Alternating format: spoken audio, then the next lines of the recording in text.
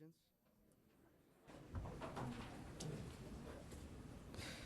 I pledge allegiance to the flag of the United States of America and to the republic for which it stands, one nation, under God, indivisible, with liberty and justice for all. If you just please stay standing for a moment and take this moment of silence for those people and their families who were involved in the collision of two Metro-North trains on Friday.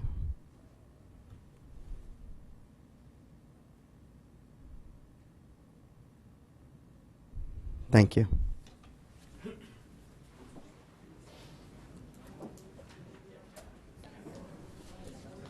I certainly want to commend all those involved in dealing with the emergency.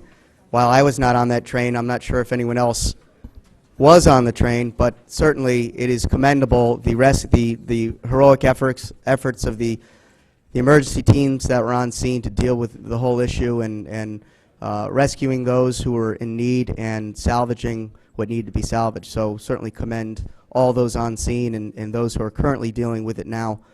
Just a tremendous disaster, but we're working through it.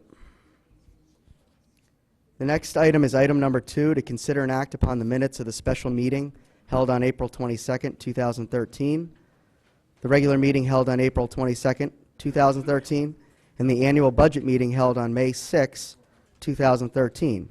Are there any proposed amendments or revisions to the minutes from the body? Hearing none, may I have a motion to approve all 3 minutes? Representative McCullough. A second, Representative Hochberg. All those in favor of approving the minutes say aye. Aye. Opposed? Abstentions? The minutes pass. The next item is item number 3, to hear, consider, and act upon the following resolution as recommended by the Board of Selectmen. Resolved that Michael Tetreault, First Selectman of the Town of Fairfield, is empowered to execute and deliver in the name and on behalf of the Town of Fairfield a contract with the Connecticut State Library for an Historic Documents Preservation Grant. May I have a motion to approve? Representative Ambrose, a second. Representative DiMartino. Now, we haven't had any conversation about this or any summary or overview, but certainly, I don't know, Mr. Tetreault, or if our town clerk would like to come up and give us a short summary of what's going on.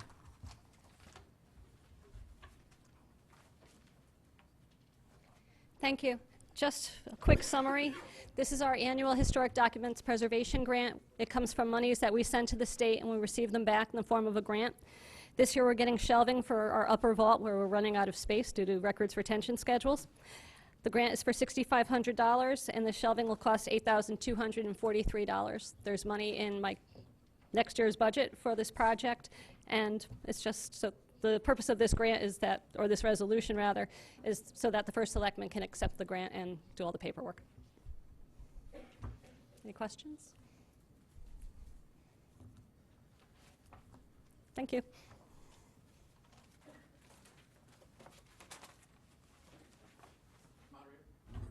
Representative Hopkins. Yes, please. Kevin Hopkins, District 7. I haven't done a lot of real estate transactions in my life, but I've done a few. And I've always thought it was curious that we don't have these land records being digitized. They are digitized. Well, you still have the physical. We have to keep those. That's my question. That's a state statute, Yes, right? state statute, and it's not being revised anytime soon. You're part of an organization of town clerks, right? Do they do anything to try to advocate for that? It actually falls under the state library, the historic preservation. We need to have an eye-readable copy in the vault. We digitize the records, which we also use for the books, and then we have to microfilm everything, and that's stored off-site. Well, I understand. I understand it's a state statute. I was just wondering if there's advocacy to change the law. Because it seems to me, I personally think this is something that should definitely be changed. And I just don't know if there's anything going on. Haven't heard anything yet. We are moving to e-recording, which we're excited about. So that'll help at least cut down on paper coming into the office. But we still have to keep a paper copy nonetheless. All right, thank you. Sure. Anyone else? I'm glad you guys are excited about it, Betsy. Any other comments or questions? Any members of the public wish to comment? Okay, we're now going to vote on item number 3. We're going to do a voice vote. All those in favor of the Historic Documents Preservation Grant, say aye. Aye. Opposed? Abstentions? The motion passes.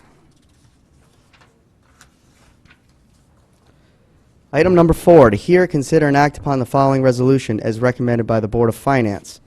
Resolved that funds be transferred from an increase in grant revenue in the amount of $10,946.67 to cover the cost of the upgrade of the marine sewage disposal facility at South Benson Marina, and further resolved that the first selectman is authorized to make, execute, and approve on behalf of the town of Fairfield any and all contracts or amendments thereof with the Connecticut Department of Energy and Environmental Protection.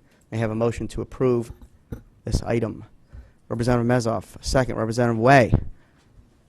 Who would like to say a few words? Mr. Bartlett. Good evening. Currently, the Department of Public Works maintains a pumping system at the South Benson Marina. It's about 15 years old.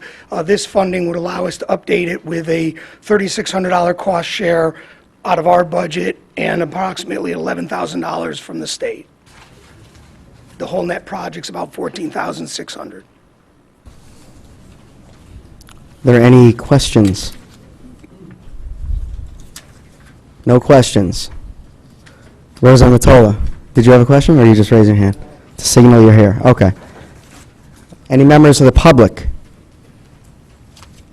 Seeing none, we'll now vote on item number 4. We'll do a voice vote.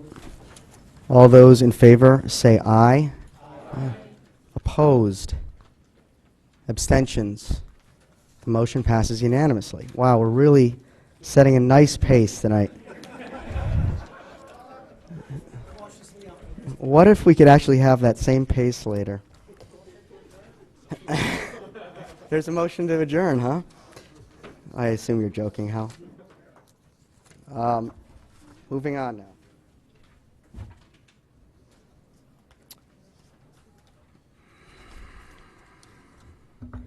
Item number 5 is to hear, consider, and act on 2 redistricting ordinances, one proposed and submitted by each party represented on the redistricting committee, in order to adopt one final reapportionment plan as required by Section 9-169 of the Connecticut General Statute.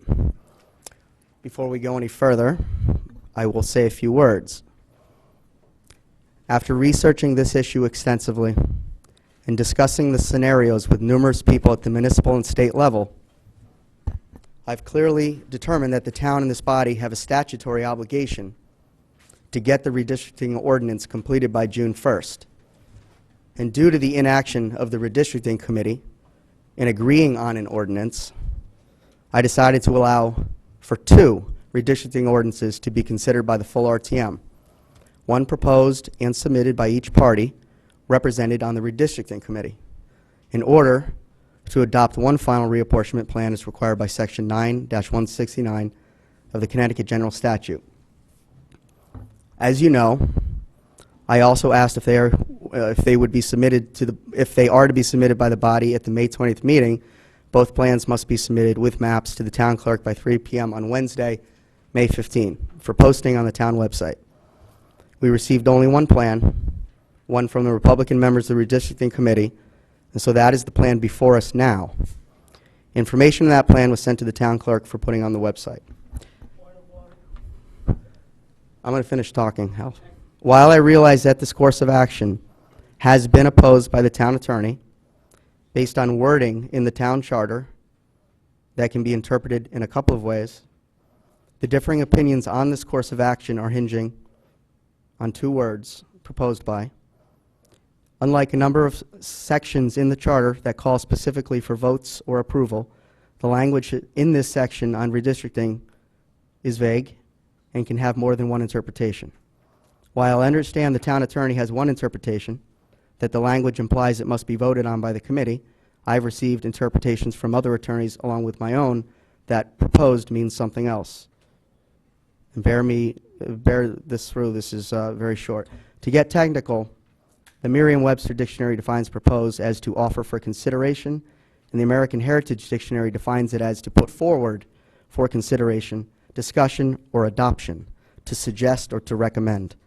Nowhere does it say voted on or approved by. Therefore, I don't feel that it is 100% ironclad that the committee needs to approve, and therein lies the disagreement.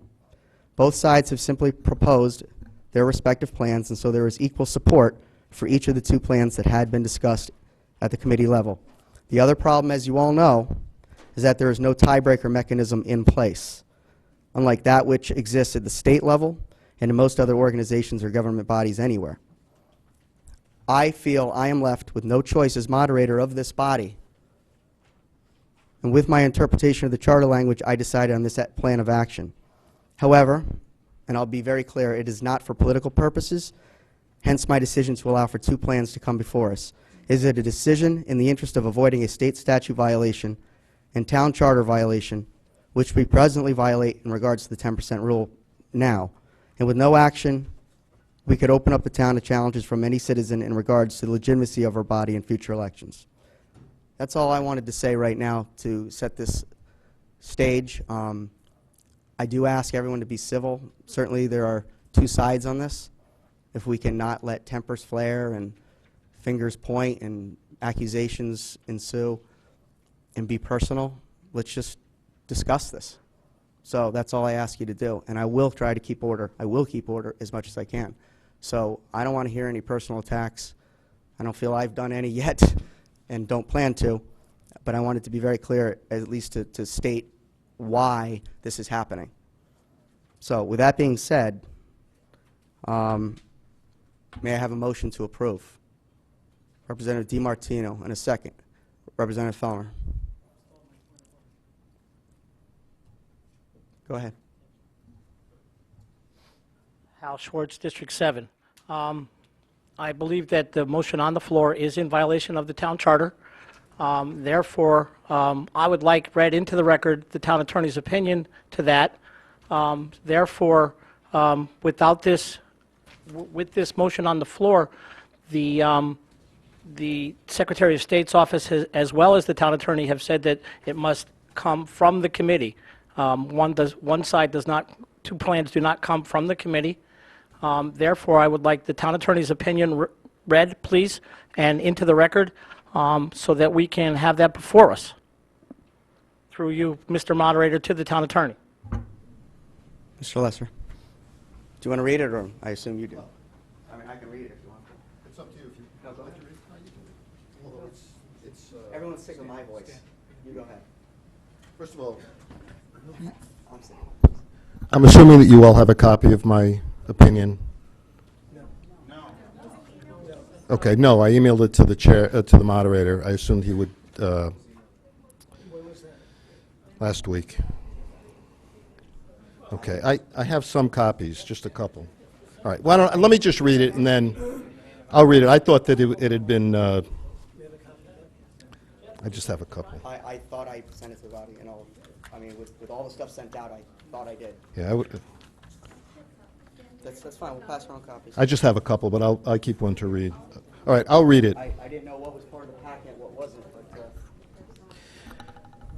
This is a memorandum that's dated May 15th, and it's to the representative town meeting from myself, and it's a representative town meeting redistricting. It's come to my attention that the RTM has on its agenda a resolution for redistricting by which each political party shall submit a redistricting plan and the body shall adopt one of them. It's the opinion of the undersigned that this resolution violates the pertinent provisions of our town charter and is therefore illegal, and any such ordinance would be null and of no effect. As I have stated before, quote, the charter is the fountainhead of municipal powers. It originates and defines the powers of government and the methods of governance. And I give a cite there, case cite. A charter of a city must be construed, if possible, so as reasonably to promote its ultimate purpose. In order to arrive at the intent of the framers of the charter, it is proper to consider the object sought to accomplish and the practical situation they are attempting to provide for. There's also a cite for that. With these principles in mind, we examine the pertinent provisions of the charter as currently existing and as it stood before the 2006 charter revision. The charter as amended in 1997. Section 2.6, procedures for RTM elections, districts and basis of representation. 1, the voting districts of the town, including the number of districts for the election of RTM members, shall be as established by ordinance adopted by the RTM. Section 2, after completion of the census of the United States and after any reapportionment of the state General Assembly districts affecting the town, voting districts of the town shall be established such that the population deviation from the largest to the smallest voting district shall not exceed 10%. The redistricting ordinance adopted by the RTM shall provide for an equal number of members from each district and, to the extent practicable within the constraints of this charter and state General Assembly redistricting, shall provide for districts that are located in only one state General Assembly district. 3, the RTM shall consist of not more than 56 members. The charter as amended in 2006, which is the current charter. 2.6A1, the voting districts of the town, including the number of districts for the election of RTM members, shall be as established by ordinance adopted by the RTM. That section has not changed. 2, after completion of the census of the United States and after any reapportionment of the state General Assembly districts affecting the town, voting districts of the town shall be established by an ordinance proposed by a committee of the RTM composed of an equal number of members from each party. In my memo, that last part is highlighted. It's bolded. Such that the population deviation from the largest to the smallest voting district shall not exceed 10%. The redistricting ordinance adopted by the RTM shall provide for an equal number of members from each district, and to the extent practicable within the constraints of this charter and the state General Assembly redistricting shall provide for districts that are located in only one state. As can be seen, the provisions are identical, except the revision of 2006 inserted the following language, quote, by an ordinance proposed by a committee of the RTM composed of an equal number of members from each party, close quote. That's the only change that was done in the charter revision. The Charter Revision Commission was required to give a report when it made its recommendations, and in its report, the Commission made the following comments regarding revision of this section. Quote, as there is no procedure for redistricting specified in the current charter, and there is neither a town ordinance nor state statute setting out any procedure, the Commission recommended changing Section 2.6A2 for the purpose of establishing such a procedure and to do it in a way that will be fair to members of both political parties. It is clear, therefore, that the Commission was concerned about the majority on the RTM imposing its will on the minority. It therefore adopted a provision which required the members of each party to compromise and to listen to the wishes of the other party. Quote, if the charter points out a particular way in which any act is to be done, or in which an officer is to be elected, then, unless these forms are pursued in the doing of any act or in the electing of the officer, the act or election is not lawful. And the cite on that is Bateson versus Weddle. The purpose of this charter provision is to allow the RTM to be redistricted in a way that is fair to members of both political parties.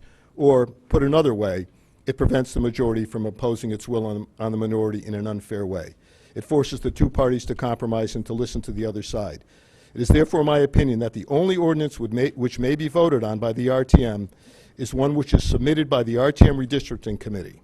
Further, if the committee proposes an ordinance, it may not be amended by the body, but simply submitted to a yes or no vote. If the body does not approve the plan, it would simply go back to the committee for more work.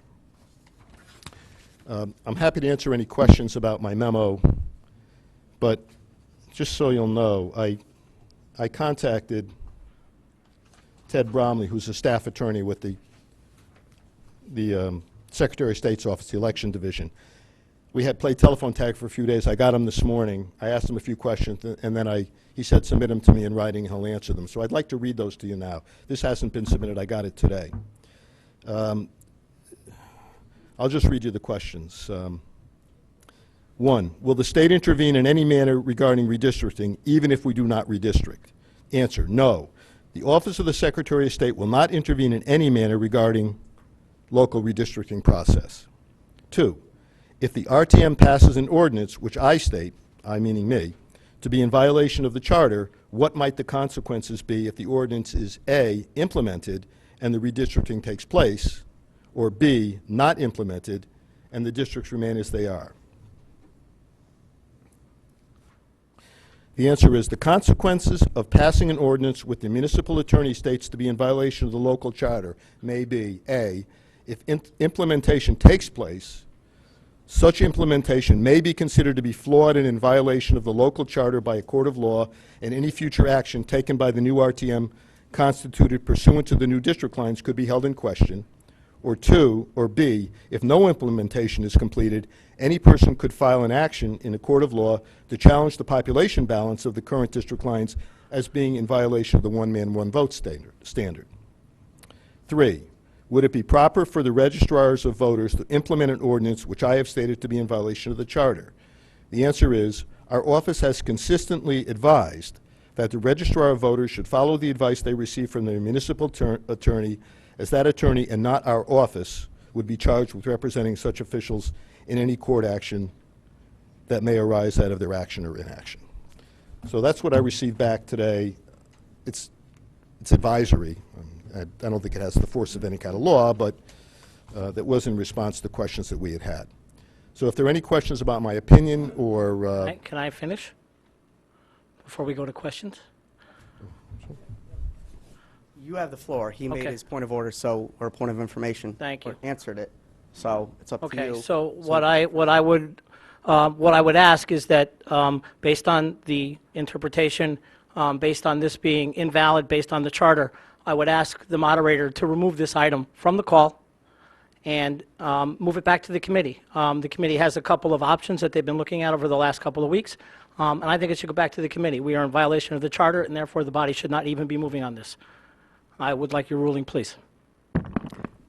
I appreciate that, Representative Schwartz and Attorney Lesser, and of course I respect you both and your research on this issue, and I realize that there's another view on this, and based on what I've already read and I've already stated, I'm going to allow this to proceed.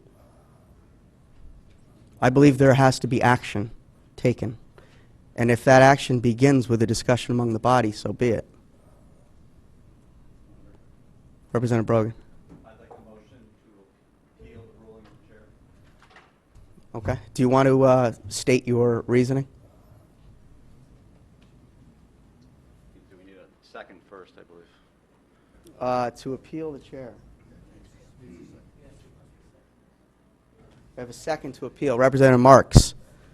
So the way this is going to work is the motion was made by Representative Brogan, and he is going to state his reasoning for appealing my ruling, and then I'm going to open it up to the floor. Everybody can speak one time.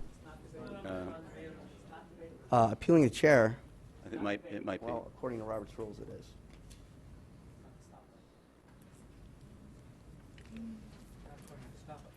Oh, hold on.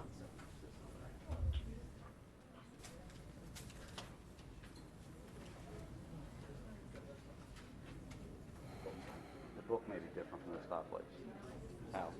How? The book is different from the stoplight.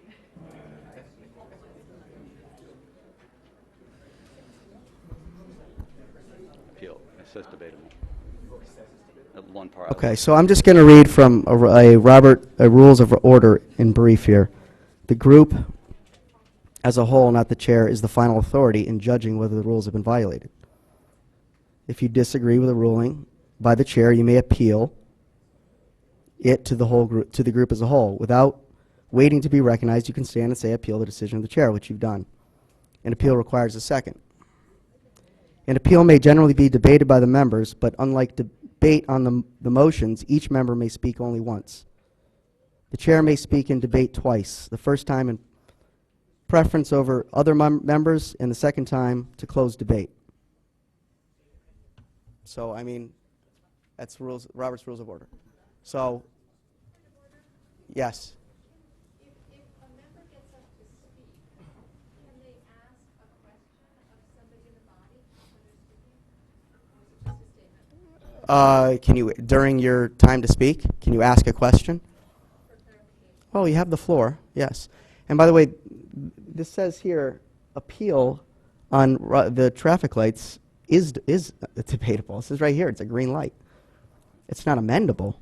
So we're clear on that.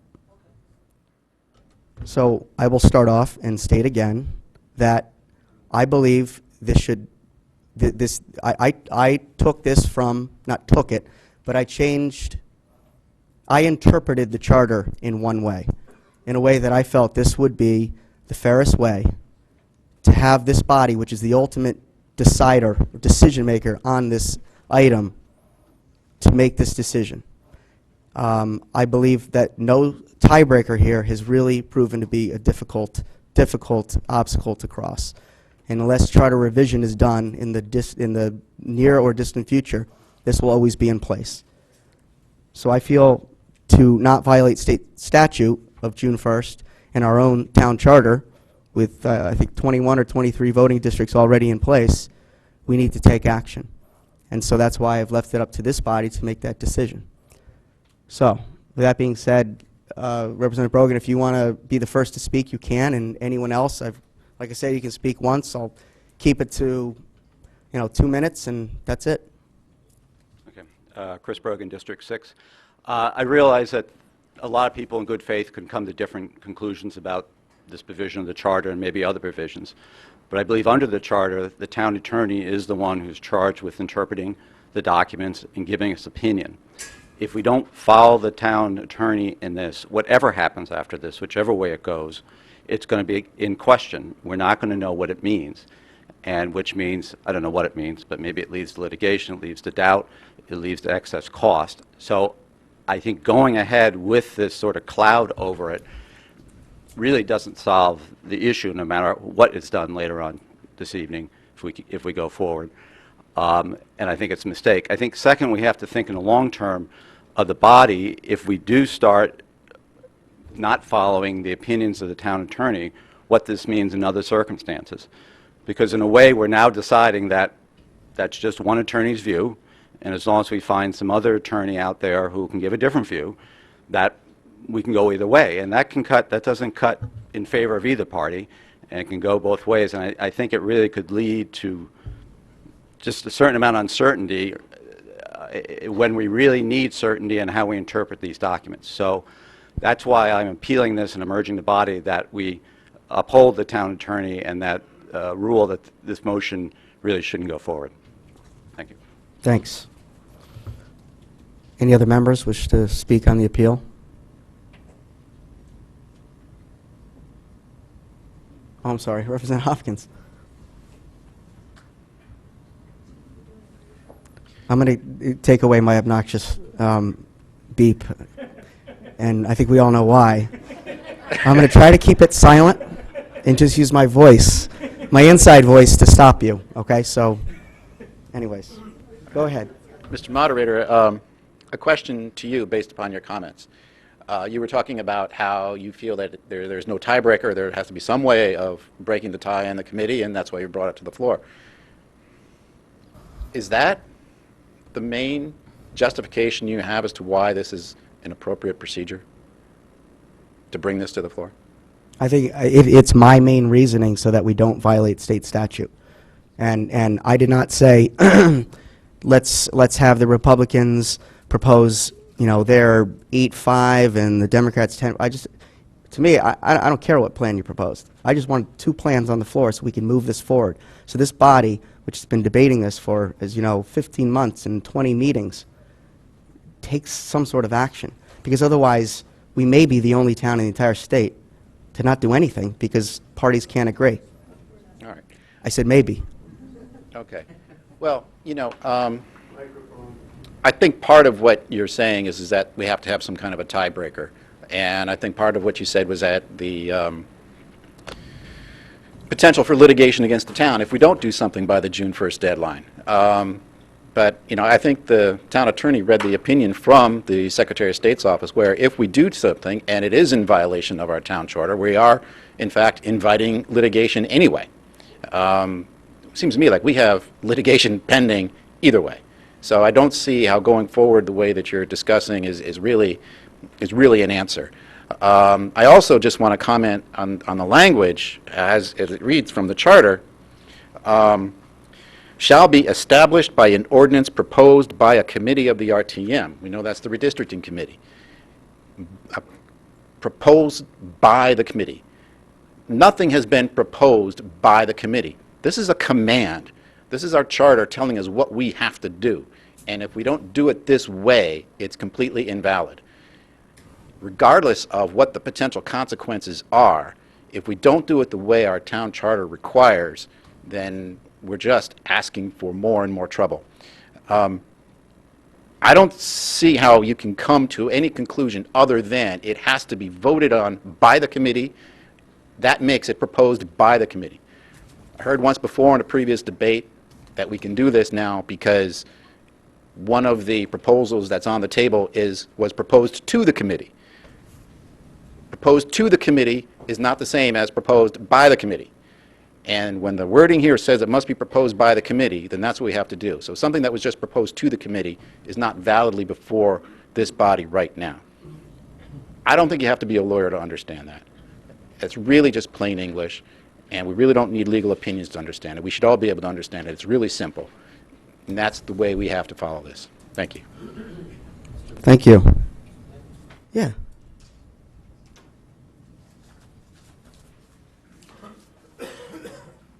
By the way, I give you a little extra time.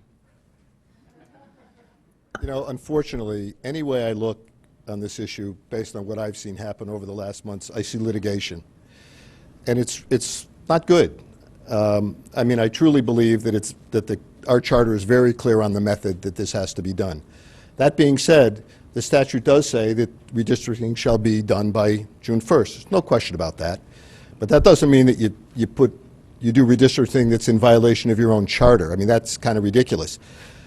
I mean, I can envision a couple things happening. You don't redistrict by June 1st, maybe the RTM shouldn't be taking any votes after that because someone could challenge a vote, be in violation of statute. If you do pass this ordinance, I don't know whether the registrars are going to implement the ordinance. They may feel that it's illegal, wind up in court.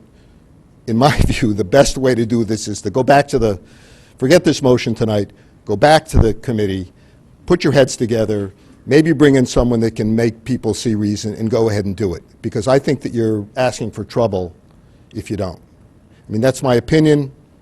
Listen, there's a lot of lawyers in this room, and I don't think any of them could say that there aren't times when we've had clients who didn't take our advice. A lot of times they wound up in trouble for that. And I can just see a lot of expense and a lot of grief for the town because of all this if this doesn't get done. But I really don't believe that this is the way to do it.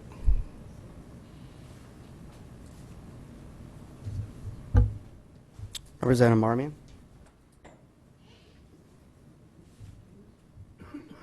Sheila Marmion, District 6.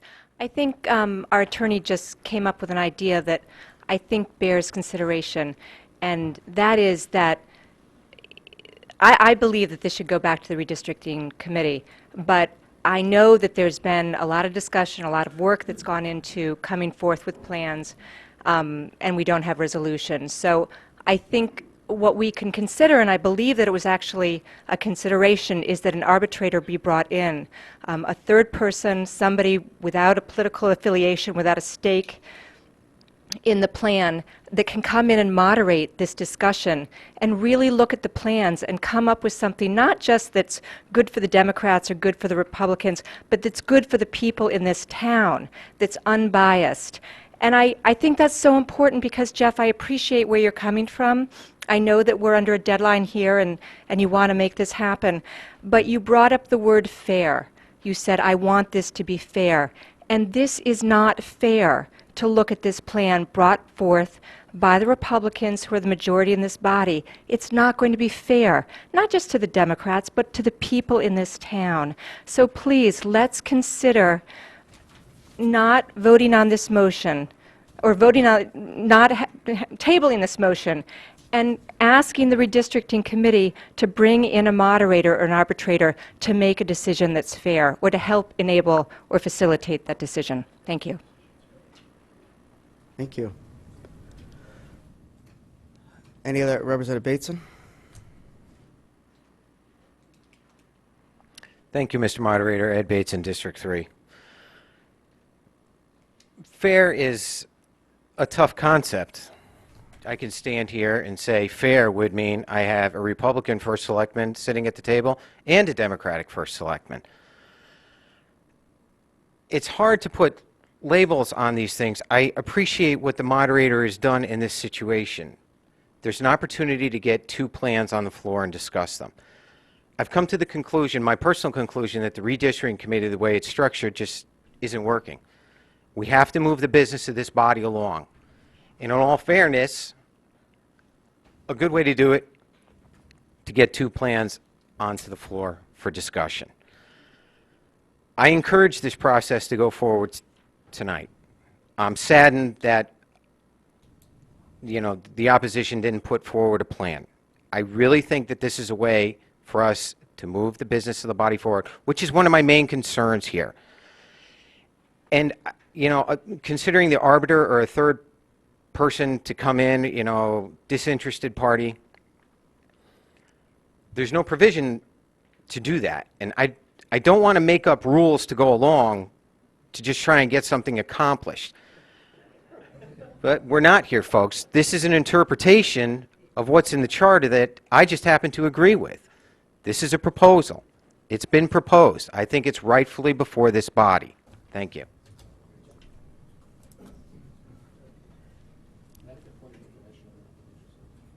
Point of information.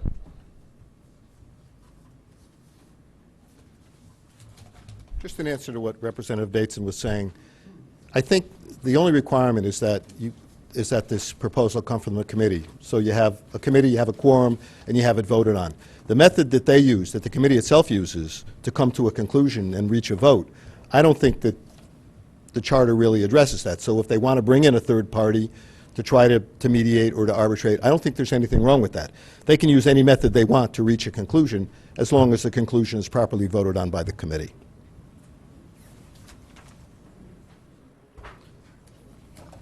Representative Matola.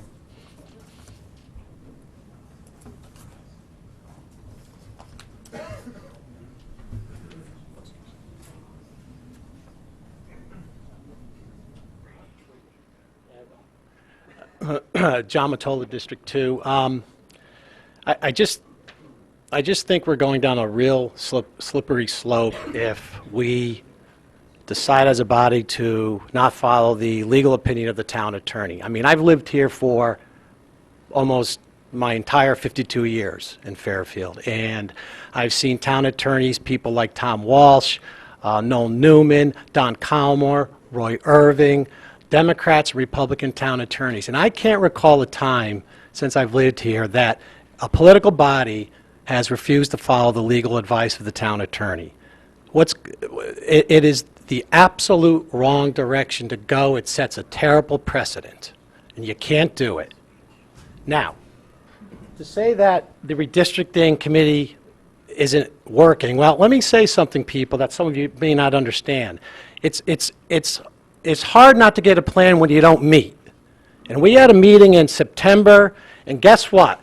We didn't meet again in October, November, December, January. We had a meeting at the end of February, the first time a meeting was called. So to say that it's not working is an incorrect statement. For God's sakes, we didn't meet for over 4 months. I think this ordinance is working exactly the way it should work. This is not supposed to be easy, and it's a frustrating process, and I'm frustrated too. But the reason why we have an ordinance like this is so we can get together and compromise. And it's important to interpret this ordinance, the charter provision, the right way, so that one party can't shove down the throat of the other party a plan. And that's exactly what's happening here. You talk about process. Let's be clear about something. In September, there was a vote to go in a 10-5 direction. A vote to go in that direction, which, when we had a meeting finally again in February, the Republican members decided they didn't want to go in that direction. So you talk about the process. we were going as a committee in a 10-5 direction, and there was a vote taken, a majority vote of Democrats and Republicans to go in that direction, but suddenly they changed their minds. So I got to tell you, in my opinion, this is illegal what's going on here. All due respect to my friend Jeff, who is my friend. He's a neighbor of mine, and I truly respect him. But this is improper. It's wrong. The committee needs to meet. I am more than willing to go forward with an arbitrator. I think that's a good thing to do. It happens a lot in courts and when there's disputes between parties, and we can do that. We can come up with a plan that's fair for the voters, not the political parties, the voters of the town of Fairfield. Thank you.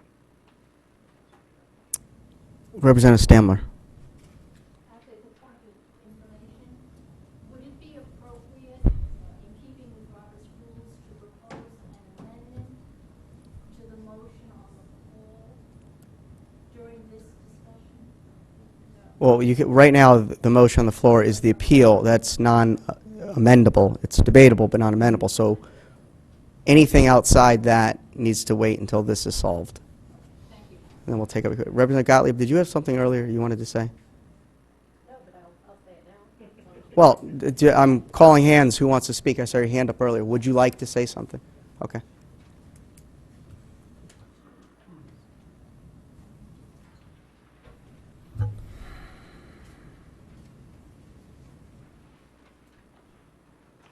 Thanks. Julie Gottlieb, District 6. First of all, I personally would welcome the opportunity to have dialogue, to hear from the redistricting committee, our town attorney, and our registrars, both of them. That said, it is our responsibility and charge to provide fair and equal representation to the constituents of this town.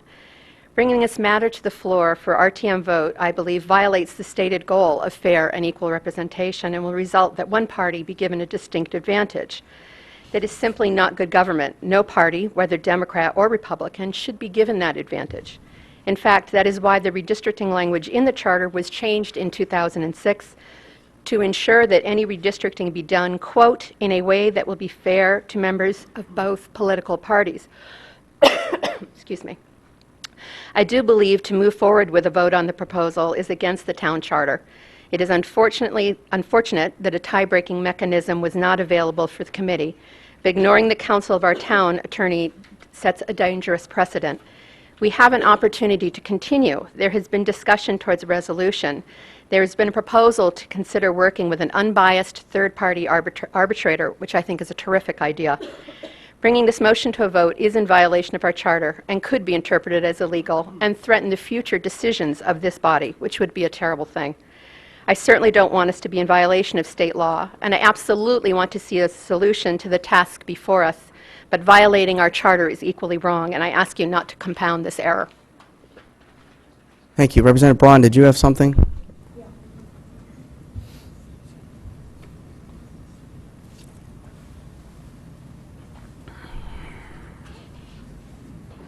Catherine Braun, District 8. As an attorney for 20 years and somebody who is very actively involved in Bateson versus Weddle, I'm deeply troubled by a charter provision that frankly doesn't seem workable. How do we normally break a tie in a committee? That's one question I have. And what is the interpretation? I don't know what proposed means. I think it can mean many things. In this instance, is there a way to fix the charter so we can resolve this issue? And I don't understand how we can have a charter provision that absolutely doesn't work, because this could never, ever, ever come up for a vote the way it's been going for the last year. There could be no way to ever have the redistricting done. So that's my concern, that I see something here that I can't interpret in a way that makes it workable. I'll answer your two questions. I don't think I'm going to differ from what Mr. Lesser will say. Yes, it can be changed through charter revision.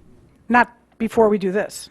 Well, no, the charter can't, the language can't, but it can, there are a lot of unclear items in the town charter here, but that can be done through charter revision, there's no doubt. How is it done elsewhere?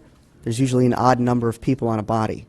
I mean, almost always. In this case, with 6, but the problem is you either have a 7th or there's usually the chair of the committee, will be the tiebreaker. There's different tie-breaking elements in there. I mean, there's nothing, and I think the founders or those who rewrote the charter, through charter revision, thought this would work. I think they were hopeful this would work because it always has worked up in Hartford. Except Hartford has a tie-breaking mechanism where they have an independent arbiter comes in and votes. So there's an odd Who number comes of in and votes on an equal? an independent. They have 9 members who vote on that. It's 4 and 4. We'll battle it out, but there's a 9th independent person member of- voted on by those 8 members to come in and be the 9th vote. And that's how it's always broken. That's always looming overhead. Therefore, they always work it out. So it always has worked out. And I think Carl Dickman, rest his soul, John McKinney, all the others on it, we're hopeful that we could work it out. I wish that we could have worked it out. I think all of us wish we could have worked it out. But Well, that was yeah. that was the intent, that it could be worked out. It just so happens that they kind of forgot to throw in, well, what if it doesn't? Yeah, I see this going to court either way it goes, and I think based on the fact that there doesn't seem to be any resolution, we can't change the charter and fix it now in midstream, I would probably just interpret the word proposed to be vague enough where I could support I could support voting on this tonight. But I'm still deeply troubled by a charter provision that makes no sense to me. Thanks. Representative Garskoff.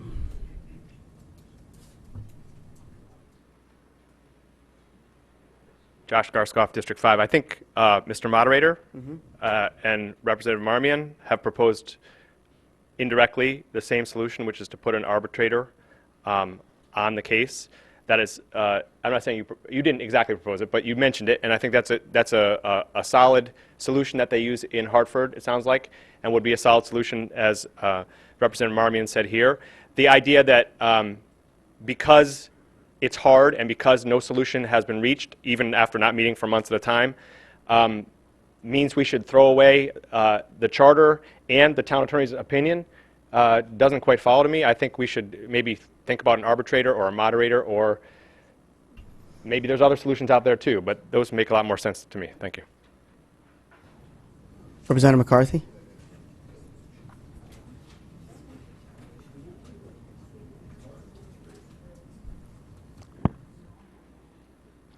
Couple points. Number one, we're out of runway here. We don't have any more time. This has been sitting in committee for over a year. It's up for 50 members, elected members of this town, to make this decision. I, for one, am not willing to surrender my authority as an elected official to make this decision to an arbitrator. So in my mind, an arbitrator is out of the question. Also, as Representative Hopkins says, you don't have to be a lawyer to understand what the town charter says, and I disagree with the town attorney's interpretation. Proposed means what it proposed. It doesn't mean. Let me say it another way.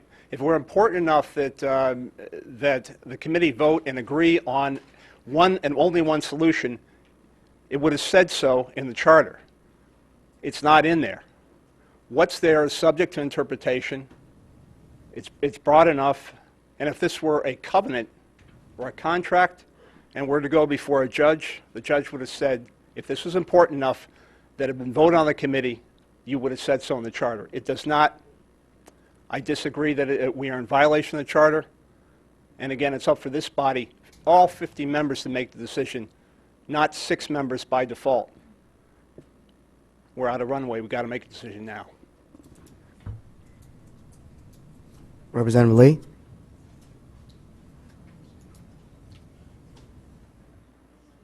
I see there's a lot of minutes in those pages. 7 years, Representative. This is the long one. Representative Lee, District 10. I actually did write something because I was pretty into this, but I changed my mind a little. The thing that I see when I read this, I'm not a lawyer. I don't like lawyers. I think they complicate life. No offense to all my lawyer friends. Careful on the personal attacks, please.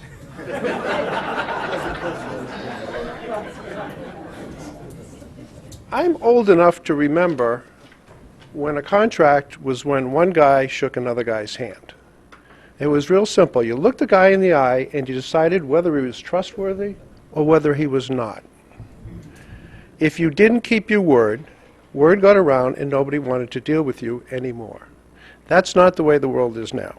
It's a world of litigation. It's a world where the willingness to accept responsibility for your own actions appears to be diminished to a dangerous extent.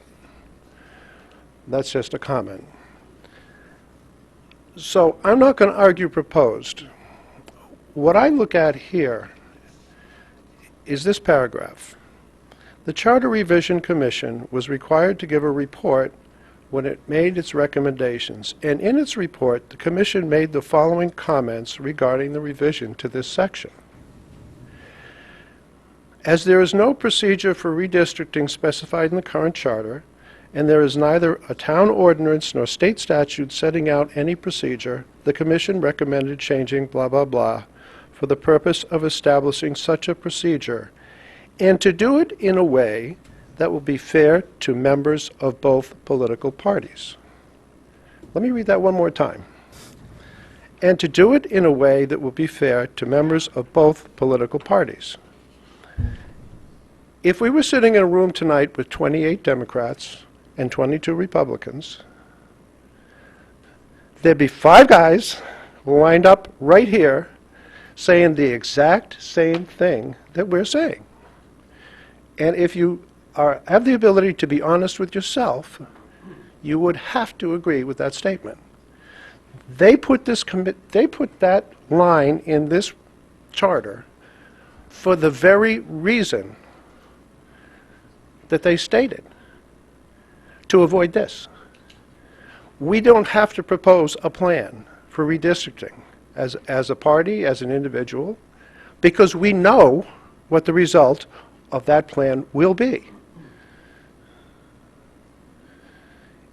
This result is predestined. And I don't mean this in an offensive way, but this is a political decision because the majority party will make the decision. The idea of making equal people is so that you're almost forced to come up with some kind of idea that's equally reprehensible to both sides that everybody can live with. When you just sit down and think about it and just forget about the lawyers and just common sense, what was supposed to happen here is we're going to say, okay, we're stuck. I guess we're going to have to do something that's pretty fair. And I think that we've gotten to the point now where we've embarrassed ourselves sufficiently that perhaps 6 people can go back and do just exactly that. And if they need somebody to come in and be a referee, fine and dandy. But, you know, this is why we have trouble finding people who want to do government service right here. Thank you. Representative Marks.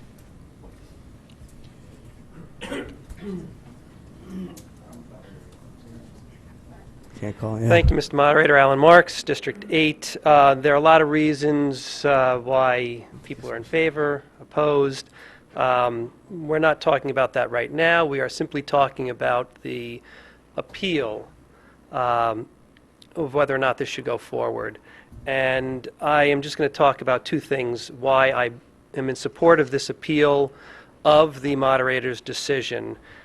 First of all, in my mind, it is illegal. The town attorney has said this is an improper ordinance. It should not go forward. And as has been said, once you start questioning the town attorney, no matter what party you're in, you're going to end up in trouble. The shoe could be on the other foot. Every time someone disagrees with the town attorney, do you want to end up in a court of law? You need to ask yourself that. Second of all, a lot of people have come up here and said that this is a hopeless cause. There is no way out. We have reached the end. Well, that is not the case. It is this committee's job to get in that room and come up with a compromise. I don't know how many of you have been on a jury. I have been on a jury. It was an extremely important case. When we heard, when the judge sent us into that room, we had 5 people who were going to vote one way, and I said to myself, there is no way the 7 people are going to convince those 5 to change their minds. And it took a while, but we did it. And that is the way the process works. They have got to get in the room, and they have got to come up with a compromise. There are easy compromises to make this fair, and that is why I support this appeal. Representative Palmer.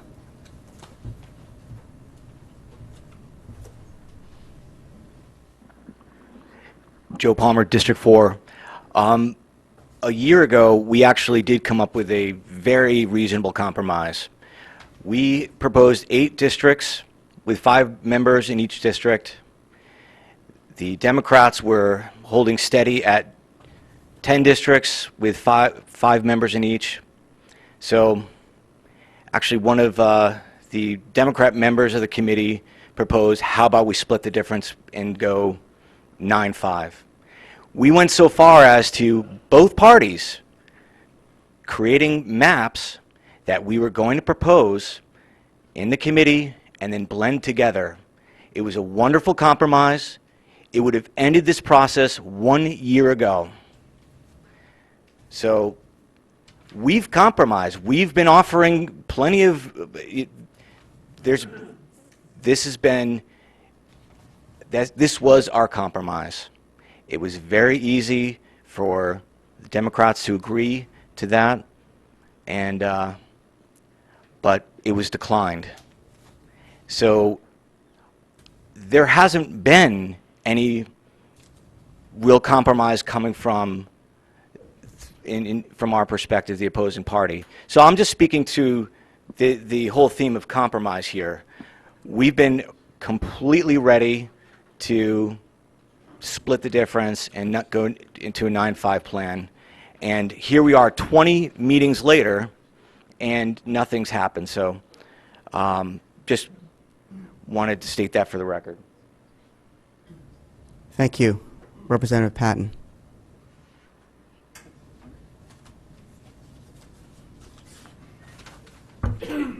Mark Patton, District 7. A lot of us, not everybody, but many of us have been on subcommittees for this body, or a commission, or other things in town. We've all been to lots of meetings where there's a subcommittee and that committee has a charge, and the charge, whether and again, yes, it's usually an odd number of members, but the point of the committee is to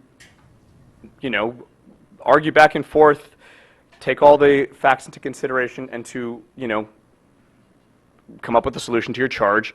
The committee will take a vote, and then whatever that solution is, that's proposed to the main body, whether it's a building committee for the Board of Ed, whether it's tax relief that goes here, or whatever.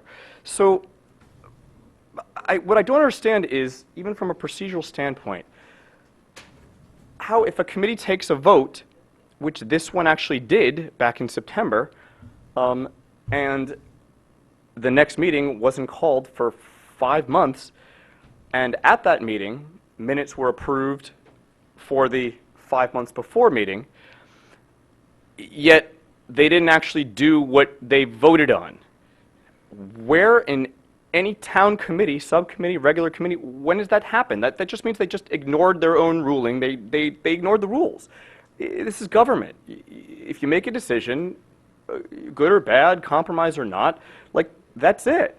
So in September, the redistricting committee met, as we all know, and there was a 4-2 vote on a compromise of bringing 2 10-5 plans to the RTM, which doesn't necessarily prevent us from having the situation here. There might be 2 plans voted here, but at least they were plans on the same page. The next meeting, 5 months later, there was an attempt to bring, for each side to bring an 8-2 or an 8-5 plan and a 10-5 plan. That motion failed. So the old motion that was approved back in September is for each side to bring a 10-5 plan to the table. That never happened. One side brought a plan, and the other side chose to ignore it. And then the committee just decided, well, we're going to start back from square one again. I'm like, what happened to September? We make decisions, we vote for a reason. You can't just say, oh, well, we didn't like what we voted on before. Then every RTM meeting, we vote on something, we could go the next time and challenge that vote. We don't usually do that. Representative Dean.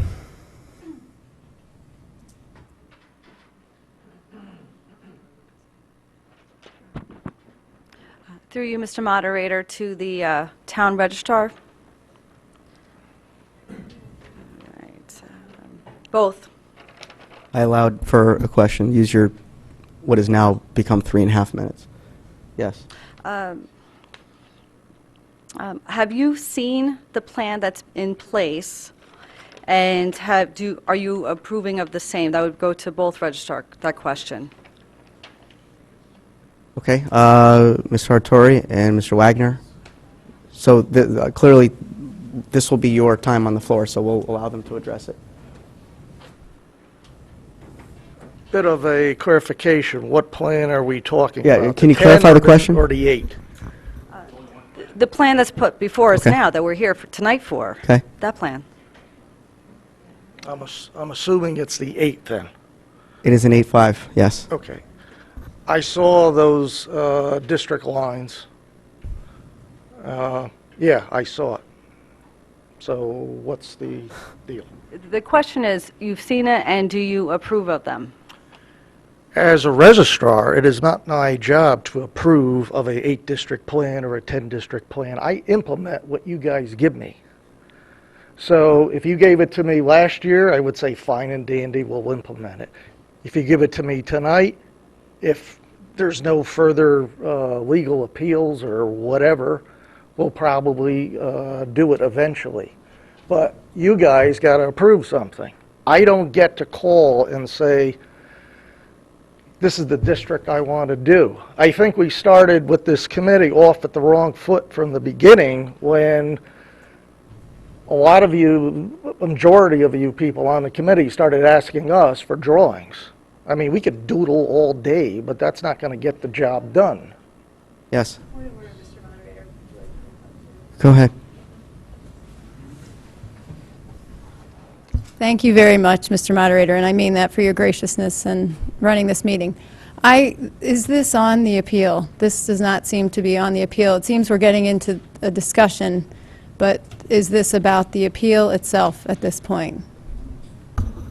That's a point of our order, or a point of information, or point of order taken, well taken. I think we're definitely off the course here. Yep. This is a debate on the district. Thank you. I thought so too. Yes, so Feel free to invite us back, right? that question can't be addressed right now. It's about the plan itself. Thank you. My concern is that there's been some discussion with regards to running out of runway, and that we're running out of time. And if this plan were to be voted on tonight, let's just say, we still have 14 days, which brings us to June 3rd. So clearly the sky is not falling on June 1st. And I want us to step back and really think about what's happening here, that we're rushing a process that should not be rushed. A couple of great ideas have come to the body with regards to having someone come in to arbitrate over the process, and I think that that should be considered. Thank you. Thank you, Representative Hurley.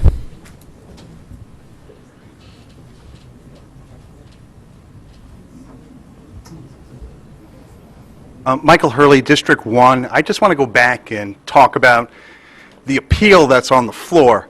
When I take a look at the voter registration in town, it's independents who make up the majority of voters in town. It's not Republicans. It's not Democrats. So I think it's very appropriate for the moderator, given this stalemate for the past 14 months, to bring forth, both parties, bring forth 2 plans, 1 party each. Let's do our jobs. We're the representatives of the people. This is a legislative body. We should be debating the plans here. Thank you. Thank you. Representative Stamler.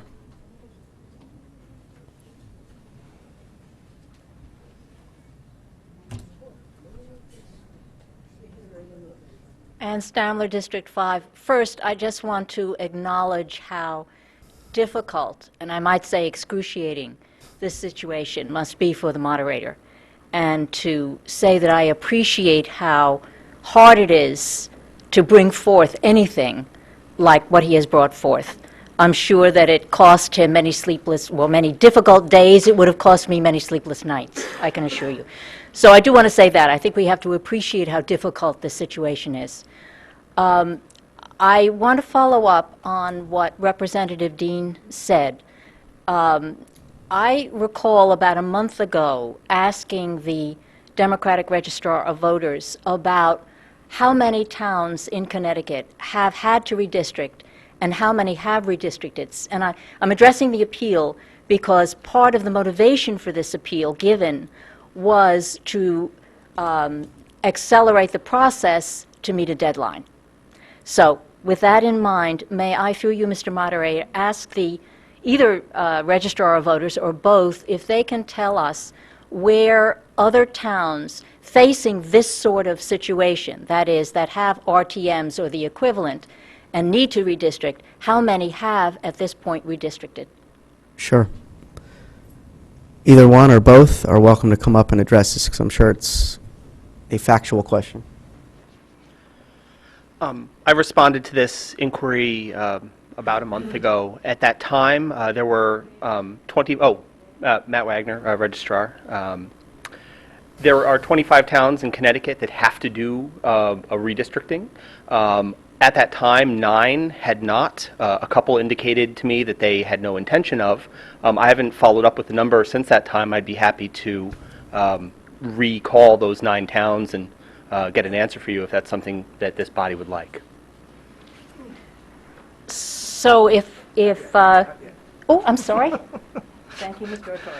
I had just received word today from a former town official who is now working in Shelton that Shelton last week approved their plan, and it took them 4 minutes to do. So we got one less, whatever that number was. 4 minutes. So that means that there are now 8 towns out of 25 that have not. So it sounds like about a third of the municipalities that need to redistrict have not yet redistricted. Moderator, she's making an assumption that the remaining 8 have not. We don't have that information. I'm saying it sounds like, based on the numbers we just heard. That may be incorrect.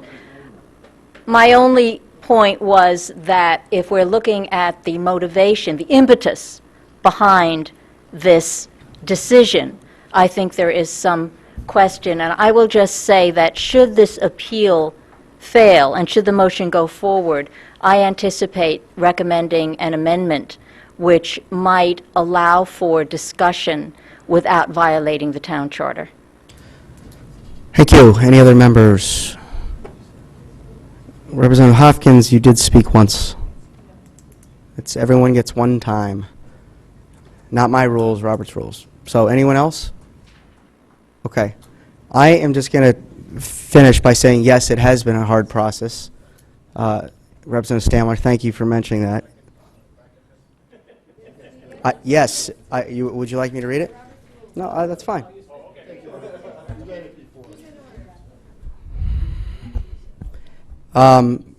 Yes, it has been hard. It's not an easy thing to do.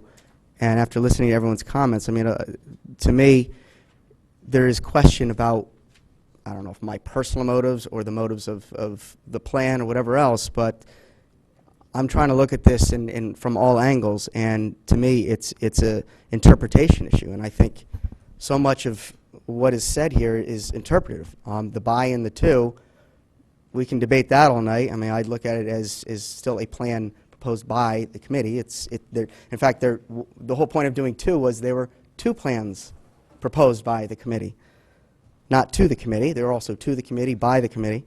But I just want to mention one thing here, or one of the things I want to mention, is in the charter, and I'll just give you a couple examples. And this is, again, part of my whole reasoning. If you look at section 2.6 F7 regarding process for tied elections, this is just an example. If a tie vote occurs in such meeting, the chairman and clerk shall forthwith certify same to the town clerk, and the matter of breaking such tie shall be placed on the call and voted upon by the RTM. So a specific case of voted on. Number G6, a majority of the remaining members from such districts shall constitute a quorum, and a majority vote of those present shall elect. G9, a majority vote of members of the RTM present in voting on such vacancy shall elect. 2 more. Just cases in point here. 12.6D, on appeals from the Board of Finance. Vote necessary to sustain appeal if 2/3 or more of the total vote of RTM members present and voting at such meeting shall vote to sustain the appeal, et cetera, et cetera. And just one final example that I just stumbled upon, which is 13.2F, vote necessary to pass referenda in order to reverse or modify the action taken by the RTM. The vote in favor of reversing or modifying the action must exceed 25% of the total number of electors, et cetera, et cetera. To me, the charter specifies in many locations that a vote needs to take place, that approval needs to happen, and in many cases here, what type of approval, 2/3, majority, whatever. And again, I'm just responding to some of the comments that were said here. In terms of the intent of the framers, I mean, I certainly believe the intent was not to allow either party to block this. And again, either party. This is not one party or the other. I've not made any claim of one party or the other doing this, but for either party to block it. And absent an agreement, I don't think they ever intended the charter to not allow the town to comply with state laws. Those are a couple of intent issues that I interpret. The term illegal, I think, is used very aggressively here. I don't think there's anything illegal. This is an interpretation. I'm not saying he's wrong. I'm just saying this is another interpretation. This is what I'm basing it on. But it's not illegal. It hasn't been proven to be illegal. The term has been thrown around tonight. A court has not said this is illegal. In terms of an arbiter or arbitrator, my take on that is bringing someone, there's no process for this here at all. I mean, not even mentioned anywhere. And I think that would take the decision out of this body's hands, as it was stated it should be in. And I think it's this body that makes the final decision.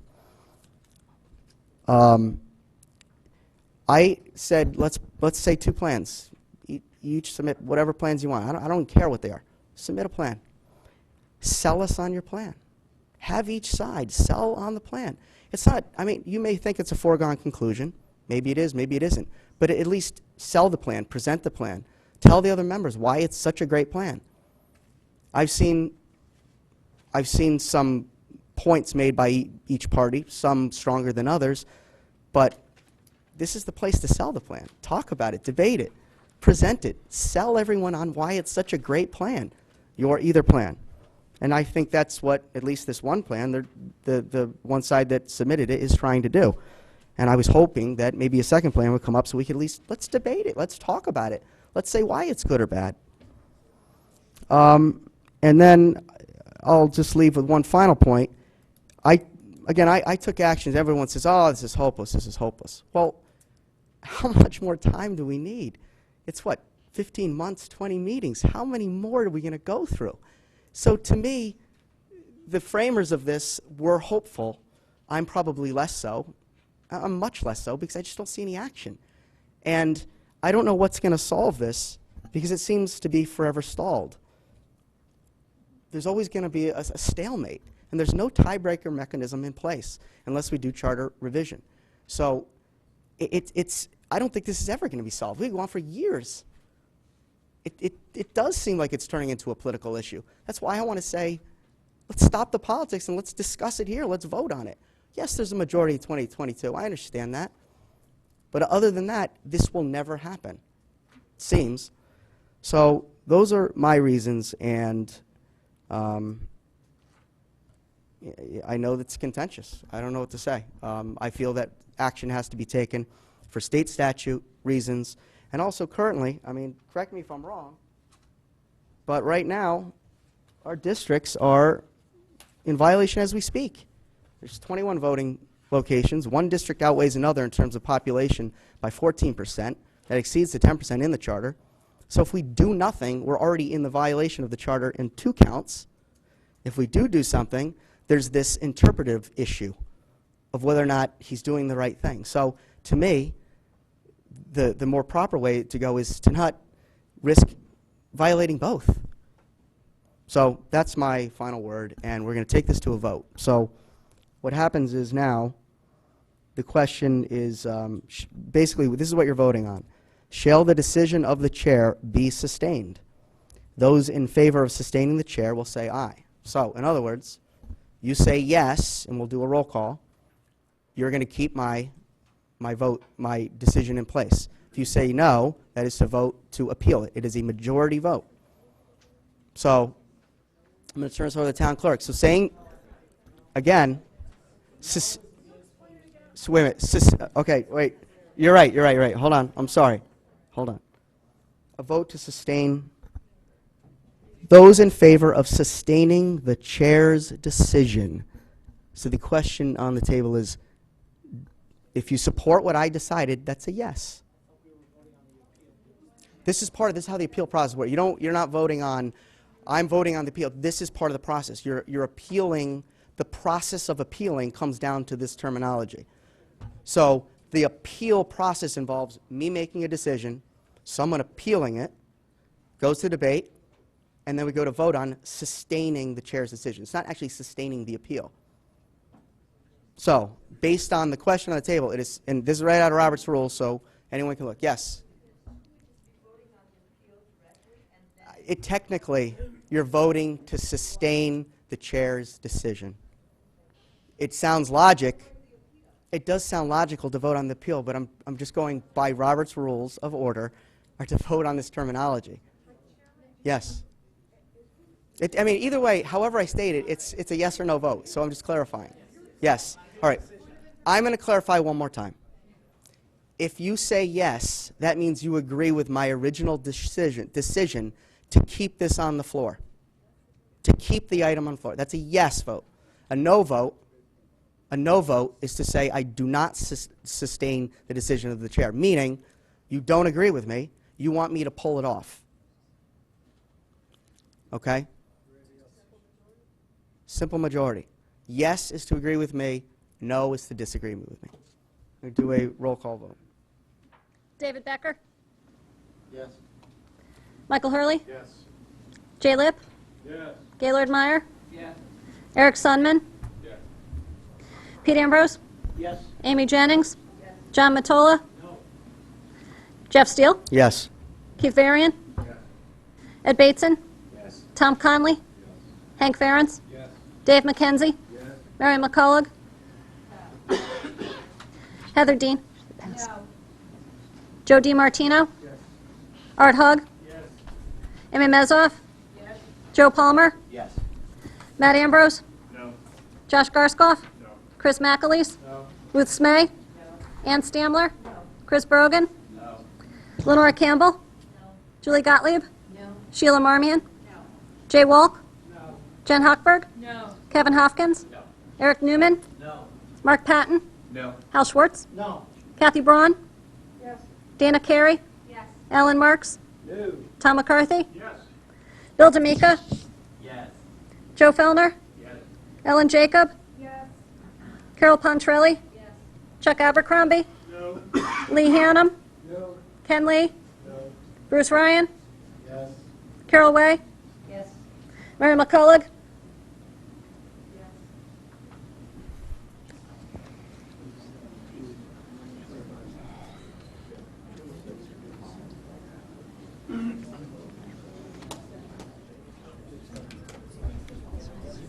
What?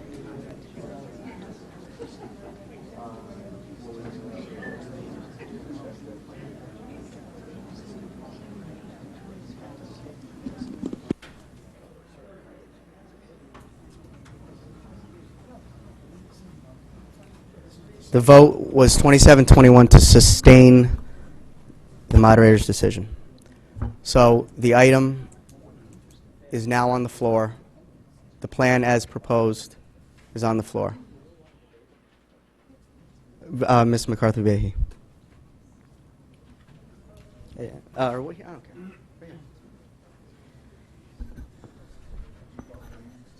Thank you, Mr. Moderator. And I want to start by thanking this body. This is a really difficult discussion, and there's a lot of emotion here. I also want to thank the 6 members of the committee. Well, actually, we've had 7 serve, so it has been a difficult conversation in many ways. I'm interested, given where we are tonight, to focusing on a solution. And a solution, as Representative Lee said, that perhaps will leave each of us here slightly uncomfortable in the end, but will, however, be fair for everyone. You, as an RTM, have a problem to solve, and I'm hoping, and a job to do, and I'm hoping that this is what can happen tonight. First of all, that now that this discussion is occurring, that we can put our egos aside and really listen to one another. I do happen to agree with the moderator in the sense that we now have an opportunity before us, a chance to hear from everyone directly from the members of the redistricting committee and directly from each other about the ways that we may compromise. I do believe that both parties over the course of time have attempted compromises, and there have been some real efforts and some missteps, but I think that I'm more hopeful in a sense than the moderators.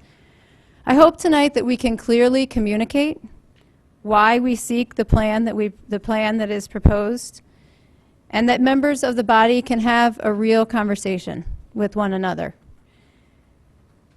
My hope is that tonight, in conversation and discussion, not action, that this body can achieve some kind of consensus.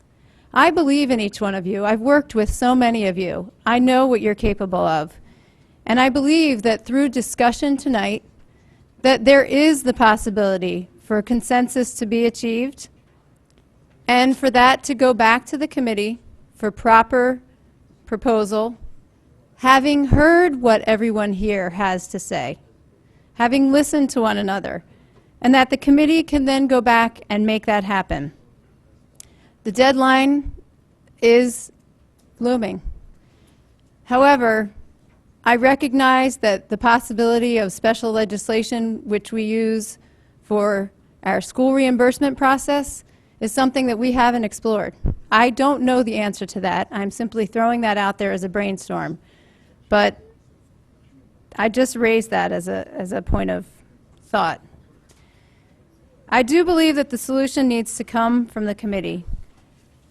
And I do believe it needs to be fair. Fair is a tough concept to define, but I think that most people here would agree that we do want to be fair, as Representative Hurley said, to all voters, not just those who are Democrats and Republicans, but the independents, who are the largest block of voters in this town and who have no voice in this process. I think it's important for us to consider all of them. They do have a voice through us as representatives, but they don't necessarily have a specified independent person on the committee. This town has been through so much. This region, along with our neighbors, we've been through so much in the past year. We've been through Sandy, we've been through Newtown, and now most recently we've been through the Metro North collision. In each of these instances, our strength has been in coming together to overcome seemingly insurmountable obstacles. This is what our town needs from you now, our leaders. We need you to be able to do that. As I said before, I believe that you are capable of this. I believe that through your conversation tonight, that you will be able to listen to one another and to come up with a consensus on the number of districts and the number of representatives per district, then allow the committee to go back, working with our two registrars, to draw that map as you have achieved the consensus on. I wish you well in the conversation, and I thank you for your time. Thank you. So, Representative Palmer.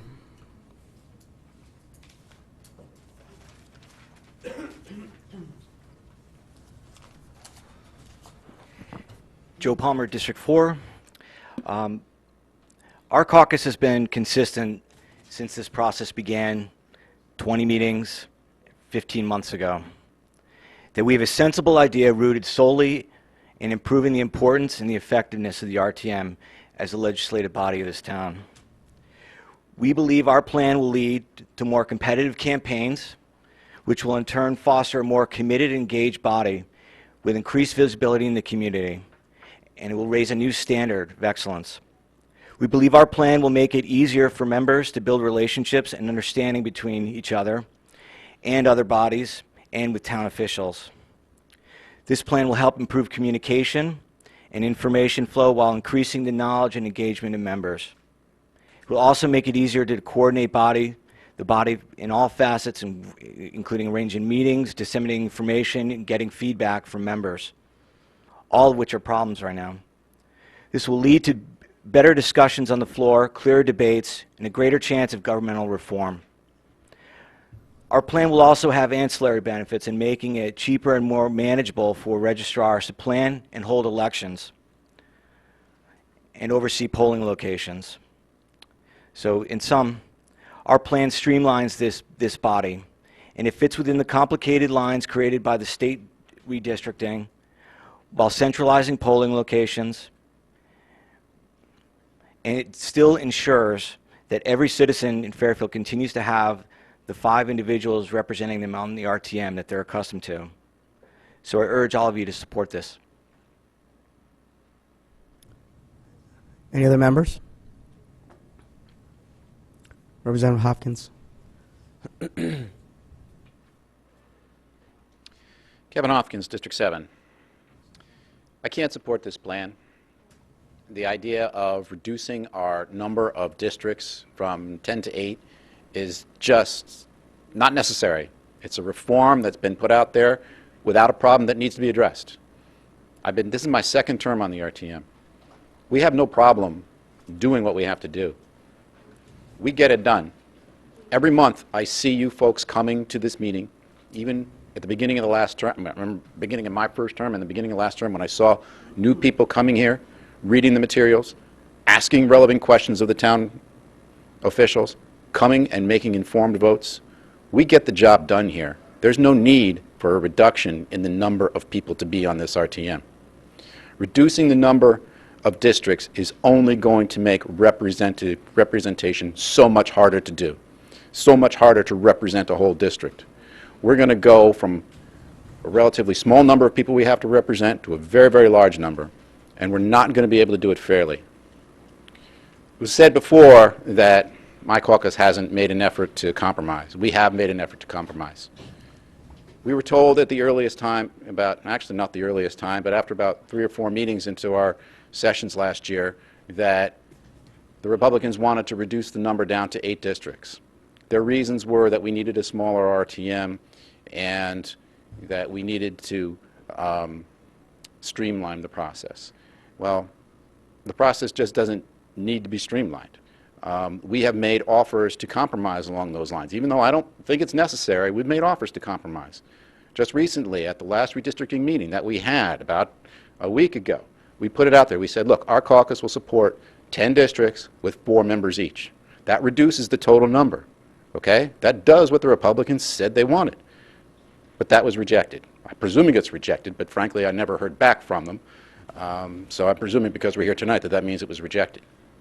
I also put forward privately to other members of the redistricting committee the possibility of the arbitrator. I thought that that was a fair way to try to resolve this before we go for this option of voting something through that many of us really feel is not properly before us. So we have made every effort to try to be compromising. I'm sorry to say I really think that this effort tonight to put this forward is a usurpation of the rule of law. It really is. It's just clearly in violation of the town charter, and I don't think there's really a lot of debate about that or a lot of room for debate about that. So we really just are usurping the rule of law, and that's dangerous. Our government, ladies and gentlemen, works because we make it work. A lot of people talk about the genius of our founding fathers. Our government works because we make it work. We have a reverence for the rule of law. And by doing something which we know clearly is not within the rule of law, that's when our government starts to slip down a slippery slope that we are going to be in a lot of trouble. This is just wrong. It's just wrong to go forward with this way. There's no need for the reduction in the number of districts. I can tell you that when I run for office, I go door to door in my district. And I try to do every house that I can in my district, every street. I've run twice, and I've never done it. Never been able to do it. If you give me 8 districts, it's going to be impossible to do. And That is just going to make it more difficult for candidates to be able to speak to their voters, to reach out to their voters, communicate to them, know what they want, and for voters to be able to speak to us. It's going to require me as a candidate to represent areas of town that I really don't have a connection with. I just can't see how this is possibly anything good for the town. And it's just wrong to do. And I don't see what benefit we're doing it for. Thank you. Representative Walk.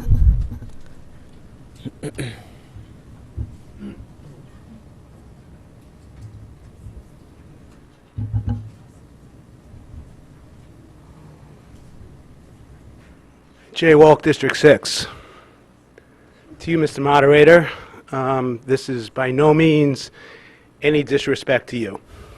Even though I don't live near you, I still consider you a friend. As do I. Thank you. Thank you. And to you, Mr. Hurley.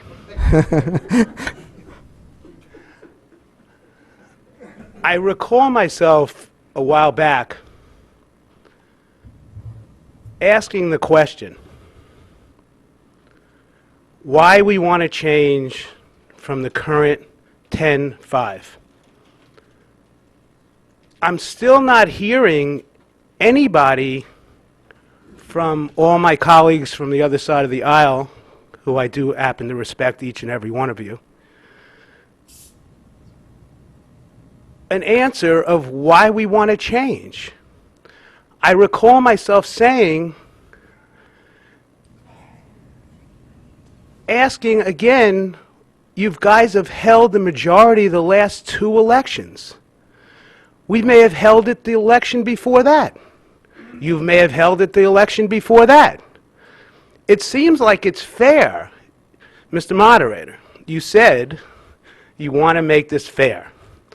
I think the current 10-5 that we're currently at right now is fair.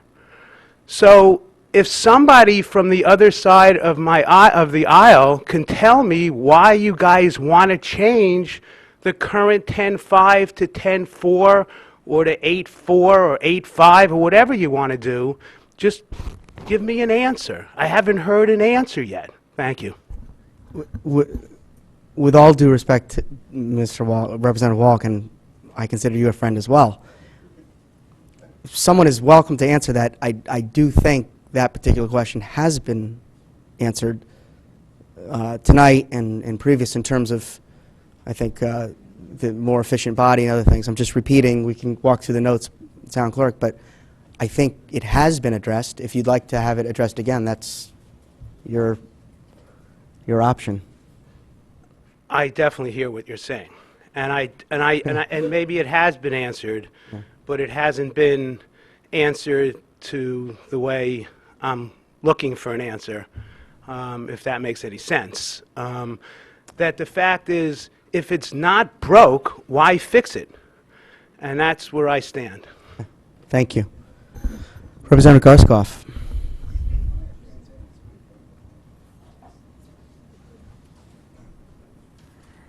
Josh Garskoff, District 5.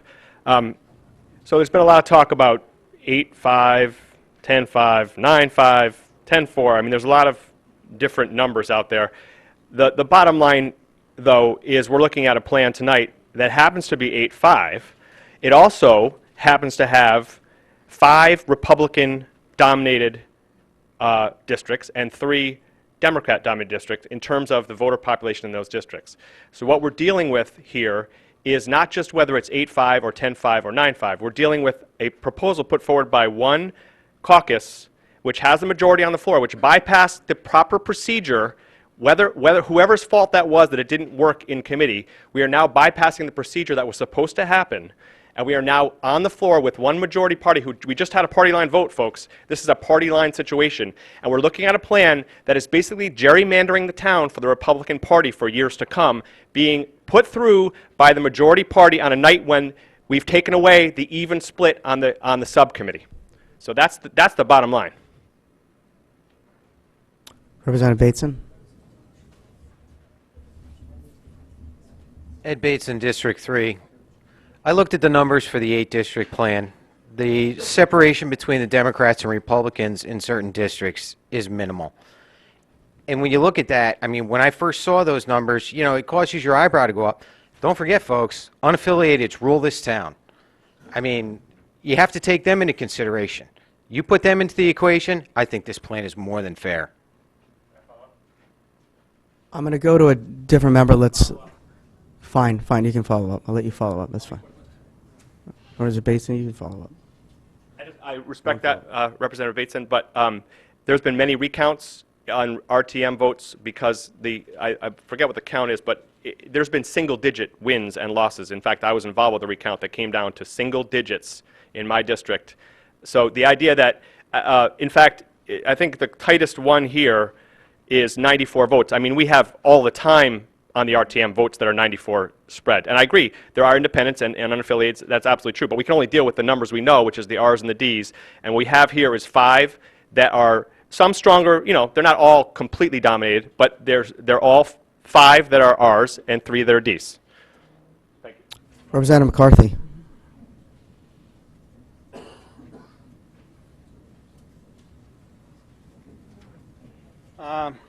A couple things.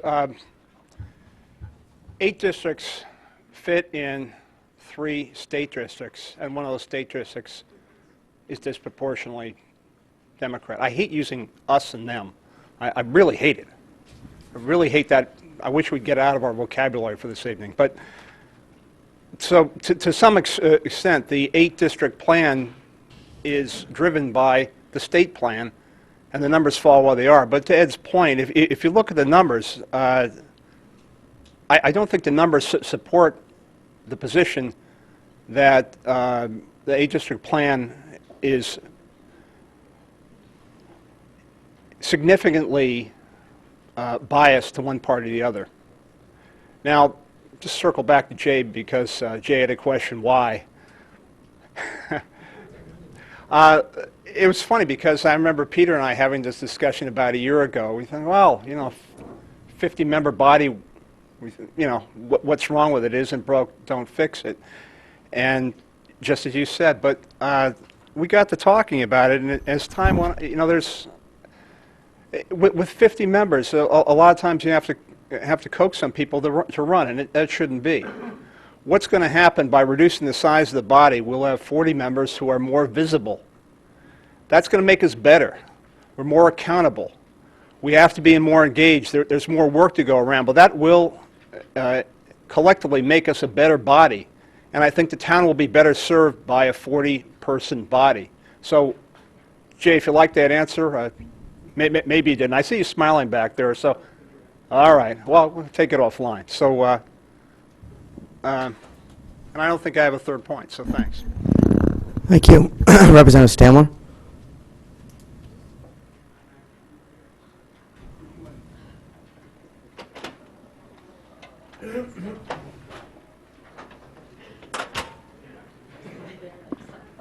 Ann Stamler, District 5. First of all, thank you, Mr. McCarthy, for your comments on the us and them.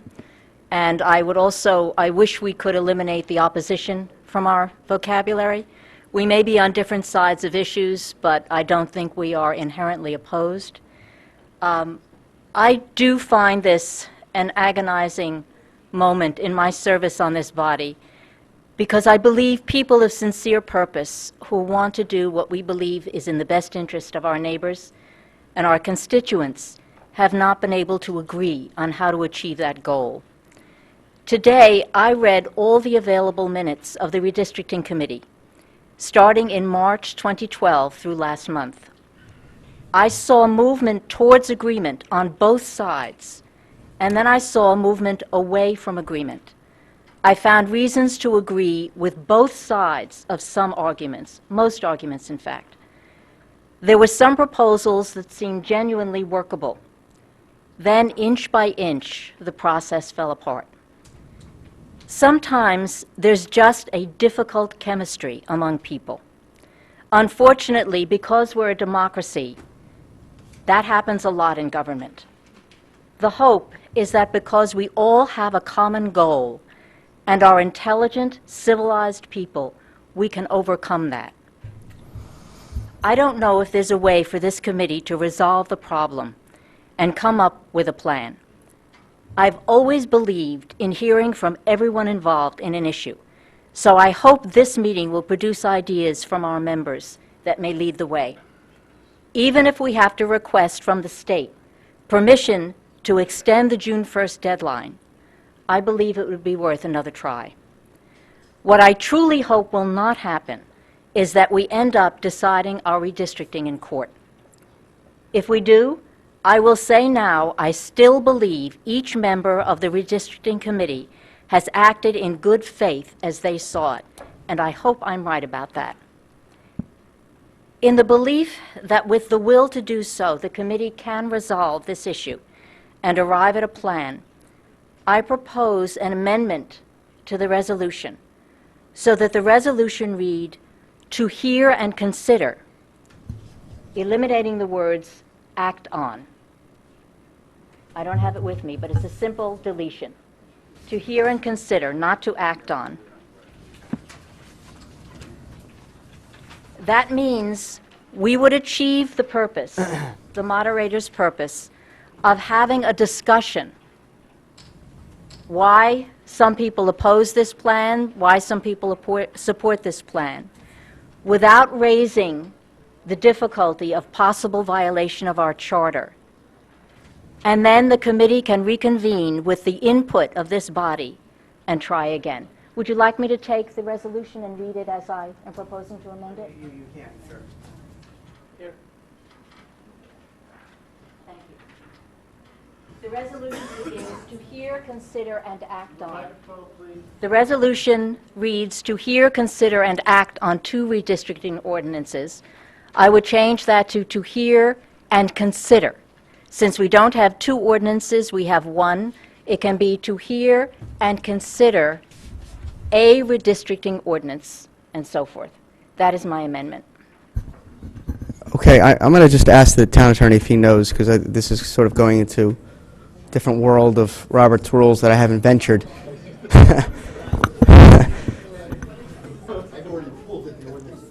Well, I can appreciate that thought and that comment, but this is strictly Robert's rules, and I'm not sure if you can actually amend something that's already before us. It's already on the floor, but in terms of the action, as stated.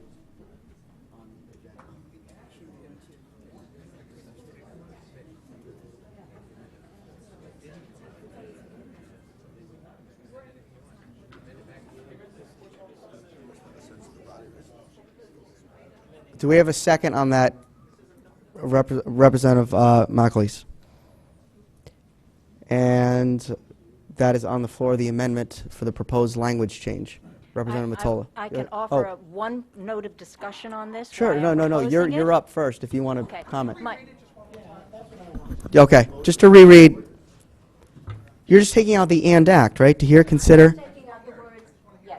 Fine. Okay, well, I'm going to leave the rest of the wording, even though there's only one proposal, okay? To hear and consider 2 redistricting ordinances, one proposed and submitted by each party represented on the redistricting committee. In order to adopt, I'm going to amend my amendment, period. Not in order to adopt, just period. To hear and consider 2 redistricting ordinances, one proposed and submitted by each party represented on the redistricting committee. The purpose being to allow for discussion by this body, which is what the members of the committee would like. They would like this matter to come before the entire body because they're deadlocked, to have the entire body give its input, and therefore the redistricting committee will have more material when it goes back to discuss. That's my purpose. Okay, is the second, Representative McAleese, is still second that? Okay, discussion on the floor about... Was there a vote involved in this? It's an amendment to the language of the item, so yeah, there is, yes. Well, there's action on the amendment to change the language. If it's so approved, then we're just here to discuss. Point of information. Yes. At the moment, there's only been one plan submitted, and yet, changed language. Well, it sounds like it was amended to refer to two plans, even though only one plan came before us. And so be it, it will still be that one plan, is my understanding. Because that plan was not submitted last Wednesday. Is that Representative Stamler? Yes. So, I mean, so we're talking about this one plan. The other plan wasn't submitted. It wasn't submitted, so that plan is not even on the, it's not here to talk about today.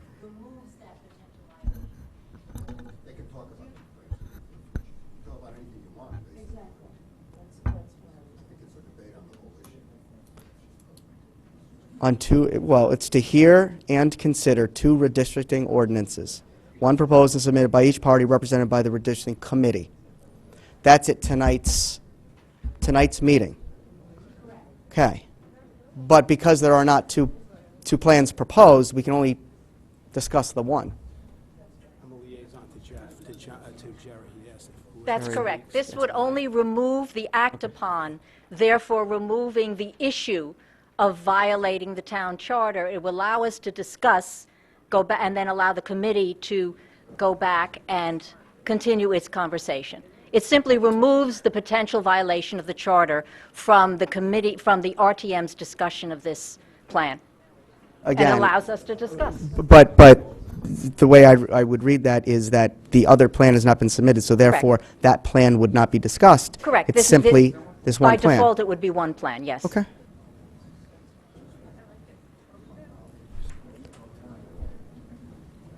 Representative Becker? Thank you, Mr. Moderator. David Becker, District 1. Just from a wording standpoint, after... Yeah. Mike, yep. Yeah. You can lift the mic up higher, guys. Most of you all. Yeah. David Becker, RTM District 1. Thank you, Mr. Moderator. So a question to Representative Stamler.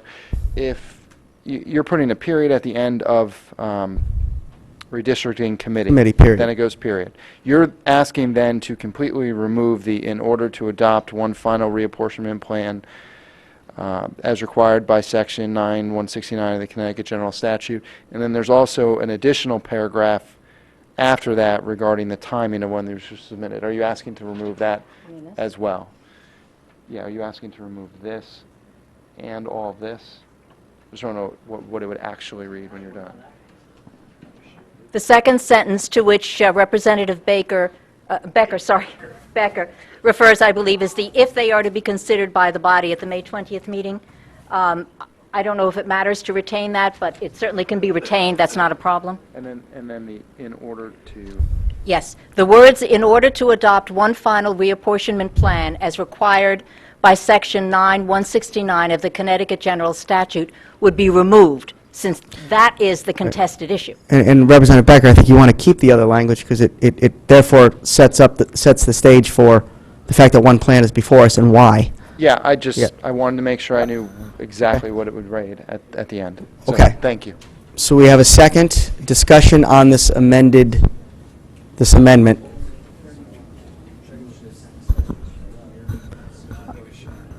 You don't have to. Representative Bateson, go ahead. Ed Bateson, District 3. Thank you, Mr. Moderator. I think I see the intent. Can I have some attention, please? Please. Amendment. I don't support it, though, for the simple fact that removing act. I do want to see the body act on this evening, and I do want to continue down that road. So I don't support this. I do want to see us act on this evening. Any other members? Representative Mottola?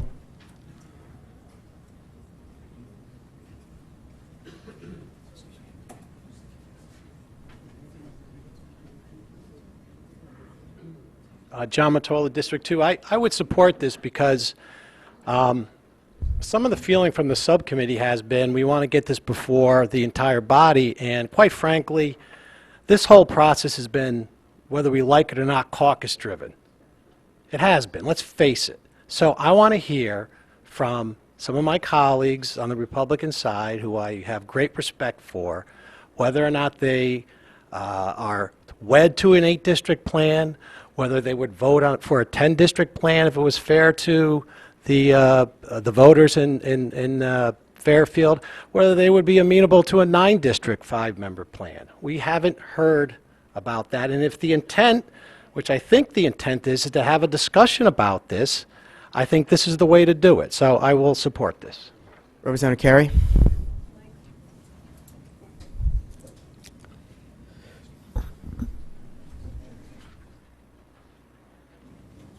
Dana Carey, District 8. I do not support changing the wording to and the reason I do not support changing the wording is this. Everyone is naturally opposed to change. However, in Fairfield in 1993, there were 14 districts with 56 members on the RTM. In 1993, the vote then and the choice was to reduce to 10 districts with 50 members on the RTM. This is change that it's a reasonable reduction in the RTM. Shifting to 8 districts from 10 districts is significantly less than shifting from 14 to 10.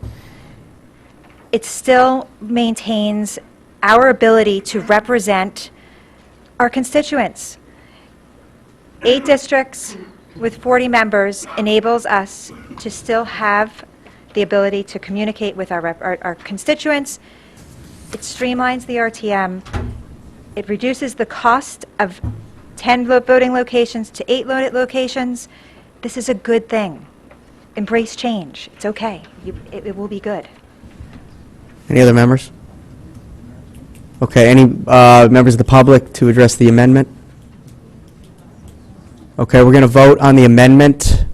We'll just stick with the roll call. And again, if you say yes, you agree on the amendment to change the wording as proposed by Representative Stamler. If you say no, you oppose the wording change.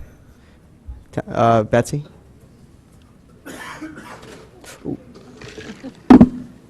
David Becker?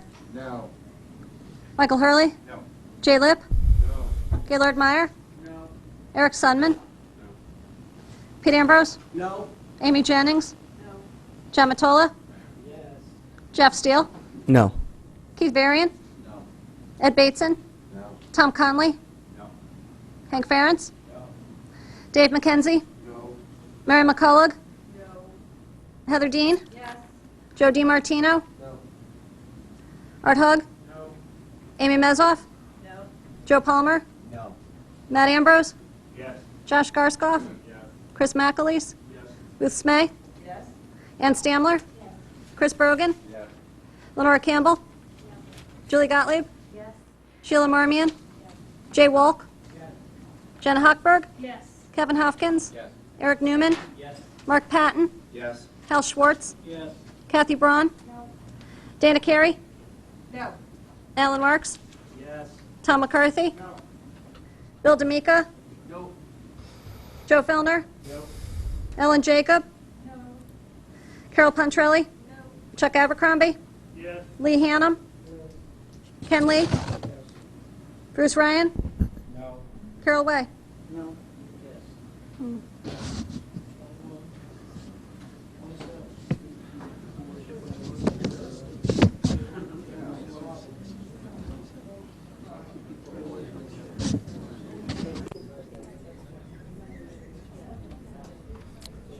I think a shocker to most here, the vote was 27 to 21.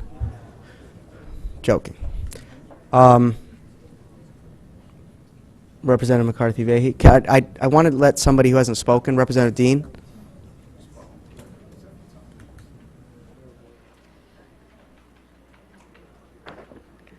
Through you, Mr. Moderator, again to the Registrar of Voters, Matt Wagner in particular, and Roger O'Torre. Are they here? Yep, right over there. Okay. You guys want to come up? If the plan before us, does the plan before us meet the requirements of the state statutes and the charter? Mr. Artori and Wagner, can you come on up, please? Quickly. It's a long night. Thanks. So the question is, does the current plan meet the state statute or town charter, did you ask? Representative Dean? Both. Both? Both. Okay. All right. Communication I got through Mr. Bromley, who also, I guess, talked to our town attorney. They really don't care what we do with our local districts. He says it's a matter of what you guys want to do with it. So there's really nothing other than the certain date of June 1st that's in there, and depending on the communication I got from him, depending on whether we're stuck with that or not, or whatever. So for local districts, it's sort of like up to us, and he says towards, look towards your charter, look towards your town attorney for guidance. The only thing is, when I said, well, how set in stone are we? He says, well, we don't really care what you do. There's no enforcement, there's no nothing. So you're sort of, do what you want to do, and we'll see what happens, That's Mr. what Wagner? we're getting from the Secretary of State's office. Thanks. Well, I think that that all of that's correct. There's until there's a redistricting happens, we have our 10 RTM districts in state and federal years. They're subdivided in a sort of novel way, until some action is taken.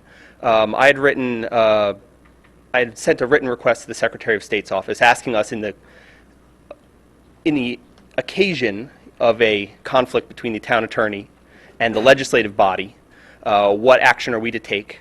They directed us that you must be guided by your municipal attorney in this case. So I prepared a memo to the moderator, to the chairman of the committee, the vice chair, a couple other people, Roger, a couple other people were sent the memo. There are a couple issues at hand. The first, which was raised earlier, is that even if passed tonight, the ordinance will not be in effect on June 1st, due to every ordinance having a 14-day waiting period in the town of Fairfield.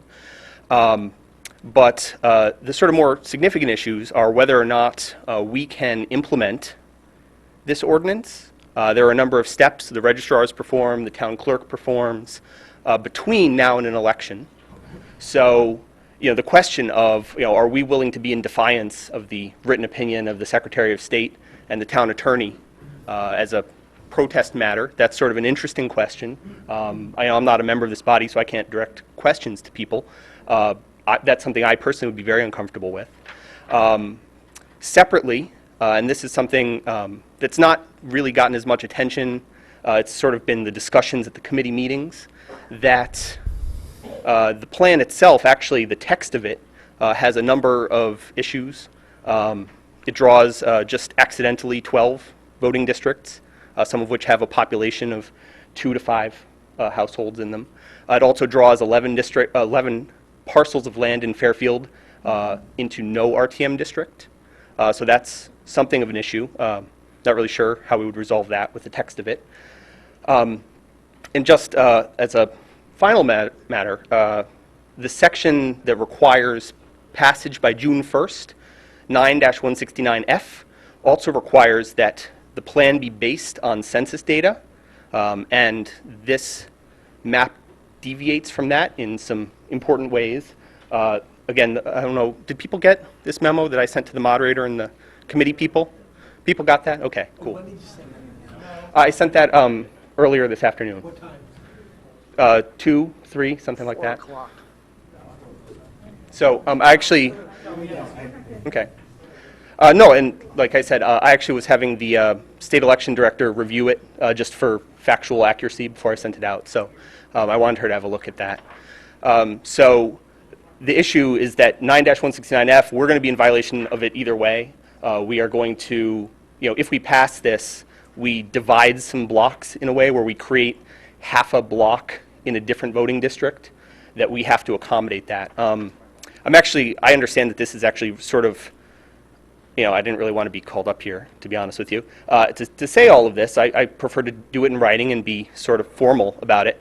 At the last redistricting meeting, I shared this concern about non-conforming geography with the committee, and that the ordinance was always flawed, that they should use census geography. And I prepared ordinance text for the chairman at that time that had all the correct figures to implement the 8-district plan as rendered correctly.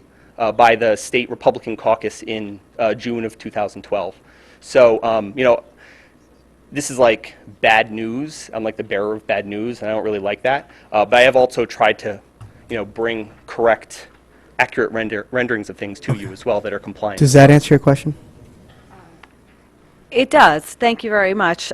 My comment continues, piggybacking on what I said during the appeal process, is that we are not in a rush. We have some great ideas that are coming on the floor about how to deal with this, how to work with it, how to make our representation equal and balanced and effective and efficient. And it's always been about process. We, as a body, have always been about process, and that's what we should continue to do. Thank you. Representative Schwartz. Can't call. Thank you, Mr. Moderator. Hal Schwartz, District 7. I'd like to follow up with Mr. Ratori. Mr. Ratori, Mr. Wagner said that he would be very uncomfortable implementing this based on the decision of the town attorney. You mentioned that the Secretary of State's office said you should follow the ruling of the town attorney. The town attorney has ruled that this is invalid, so therefore... It's not a ruling, it's an opinion. Well, It's well, a difference in legal court. It's a difference. yeah, but you said that the Secretary of State... I will say what the legal said, okay? Where are we here? The question was that I gave to Mr. Bromley was, I was concerned about the 21 districts that we currently have, and if we don't do something by June 1st, will we be stuck with that? His reply was, I would not think you are stuck, but should check with your municipal attorney. Our office would not enforce any local districts. Okay? Well, that's what it was. Well, my question is, with the local town attorney's opinion being that this plan is in violation of the charter, will you be abiding by the town attorney's opinion or not? I will be waiting for somebody to go to court and rule on Mr. Stanton's opinion, because that's what you normally would do. Okay, any other comments? Hearing Representative McCarthy, or Representative Selectman McCarthy-Vahey. It's so hard to get.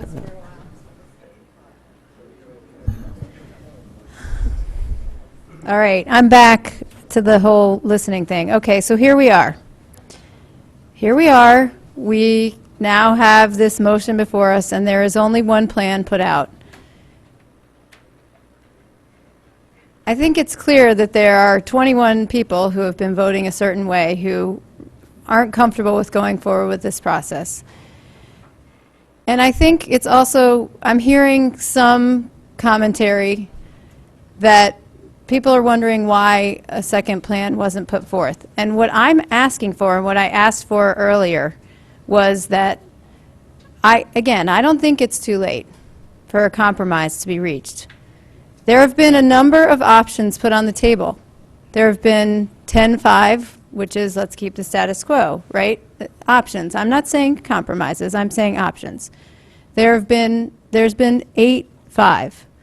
There's been 9-5. There's been 10-4.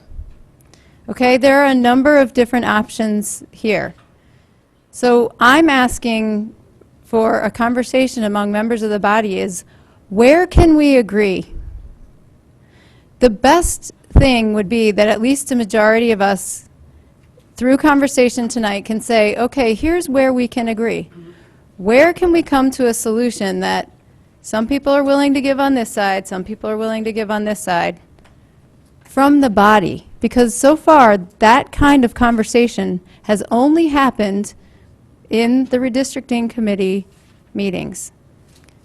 I'm not going to stand here and assume that every member of each caucus is just firmly in one camp or another. Maybe we have kind of hardened into those positions, but I'm really still hoping for some kind of conversation about how we might come up with a solution.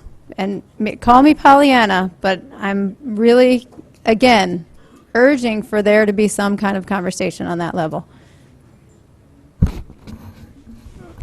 Representative Mottola.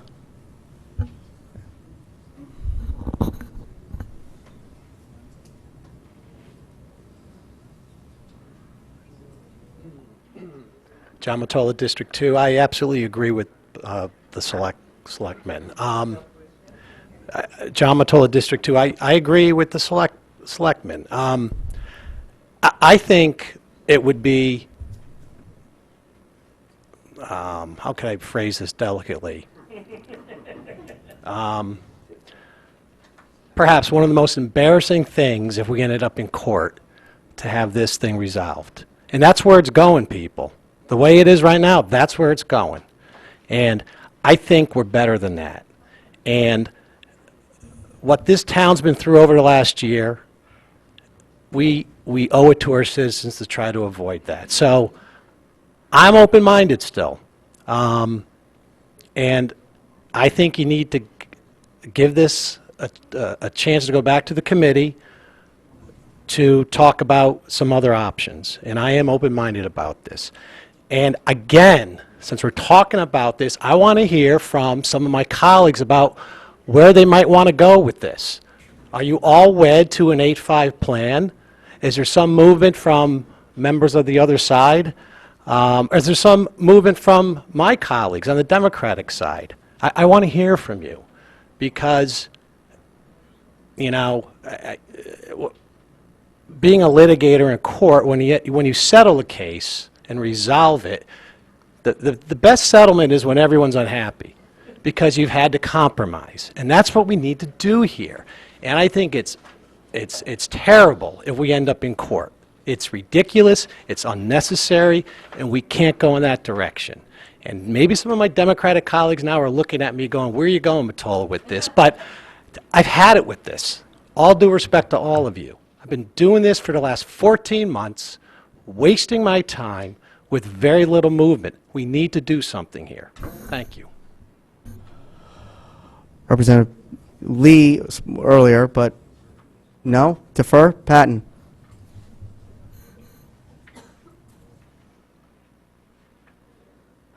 Mark Patton, District 7. I will take that challenge, Representative Mottola, even coming from our own side. As at least many people know on our end, I've been pretty, stay the course. There's not really reason to change, from 10-5, just redraw the lines like the state, the state ordinance, says we need to do to be in compliance. And to Representative Mottola's point, he has really done his job, as have all the members on this committee, and he's pushed us for compromise one way or the other. Some people, like myself, have been fairly rigid, and some people are back and forth. So I will say it here. The 9-5 scenarios that we have bandied about over the last few months, mathematically it seems like there were issues that it wasn't going to work as well. I'm sure you can make any map work. I would like to see the 10 districts stay.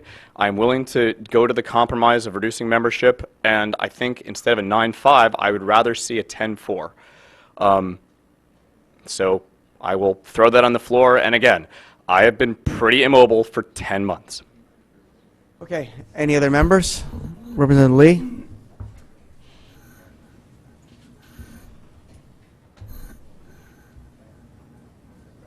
Ken Lee, District 10. Now I'm mad, so I'm going to read the whole thing. As long as it's not too excessive. It's 12 point, not 9. Folks, democracy is messy. It's by definition, it's messy. When you have one man, one vote, when everybody's allowed to express their opinion, which is what democracy is, it's messy.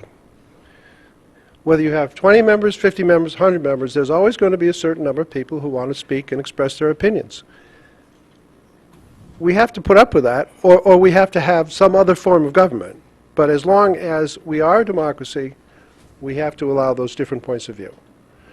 So, yeah, does it get tiresome sitting here at night watching, listening to the same thing over and over again when you already know what's going to happen? Yeah, a little bit. It's more annoying when I have to get up early in the morning and I haven't got enough sleep. But I have no problem with 40 members.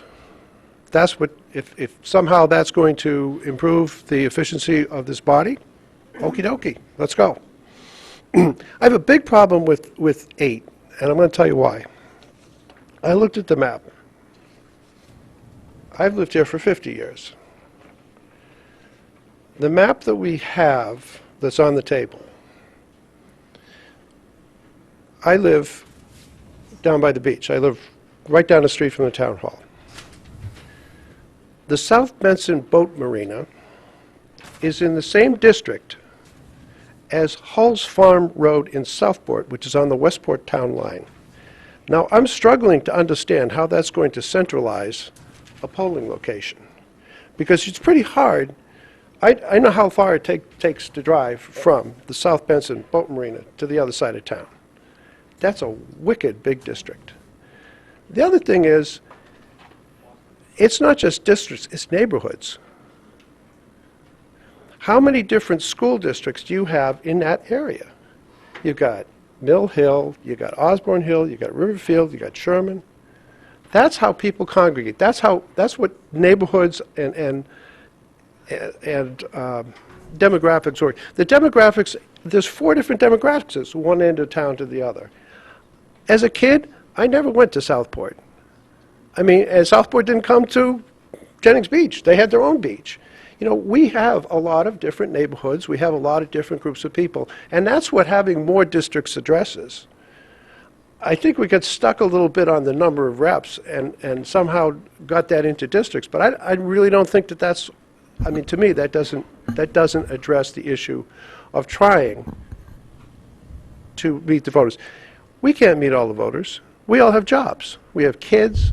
We have stuff to do. We do our best to go out and talk to people. We were out in the community. But where do we get our feedback? We get them from our neighbors, from the people we see in the grocery store, from if you have kids, you meet people, other parents. You know, you get here, there, and everywhere. Do most of the people in town pay any attention to us? No, not really. They trust us to get it done. That's a fact. Sorry, because I talk to people and they, oh, what about this? They go, what are you talking about? They don't know. They just don't know. It's too bad. More people know now because of Fair TV. People say, I saw you on TV. I laugh, you know. But that's true. But this geographically doesn't make sense to me. I like the 10 districts because I think it cuts down the area and it gets us a better view of the people. If the number is 40, let's do 40. I don't think that anybody in this room would quibble about that. I do think 8 is not really the right number, simply because of that spacing. And I looked at those districts, and they don't make neighborhood sense to me. Any other members? Representative Gottlieb?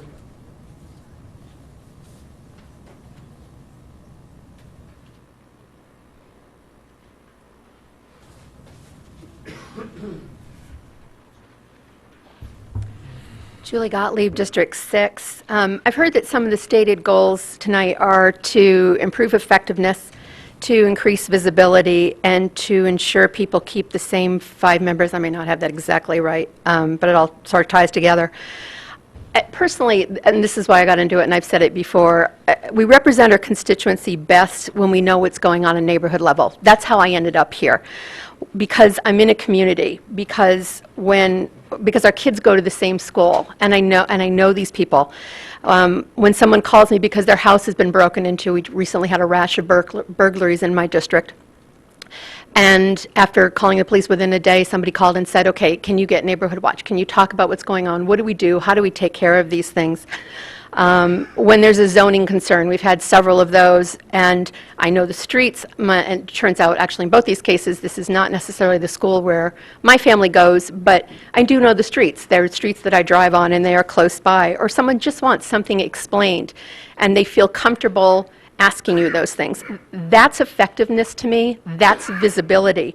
I don't think you can achieve increased effectiveness and visibility if I've got a bigger district and more people to serve.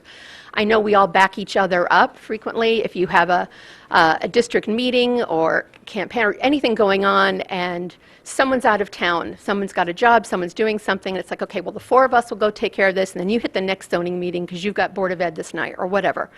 I think that's an important component. I don't want to lose that.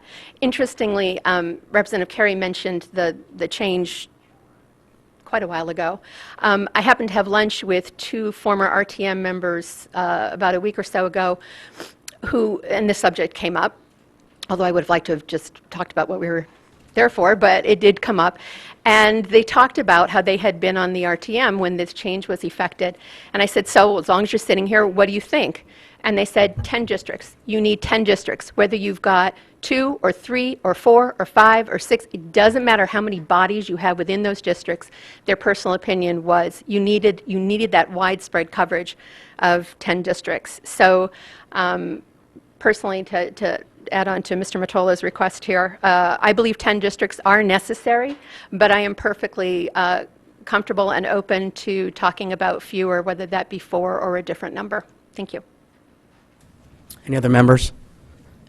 Representative Stamler?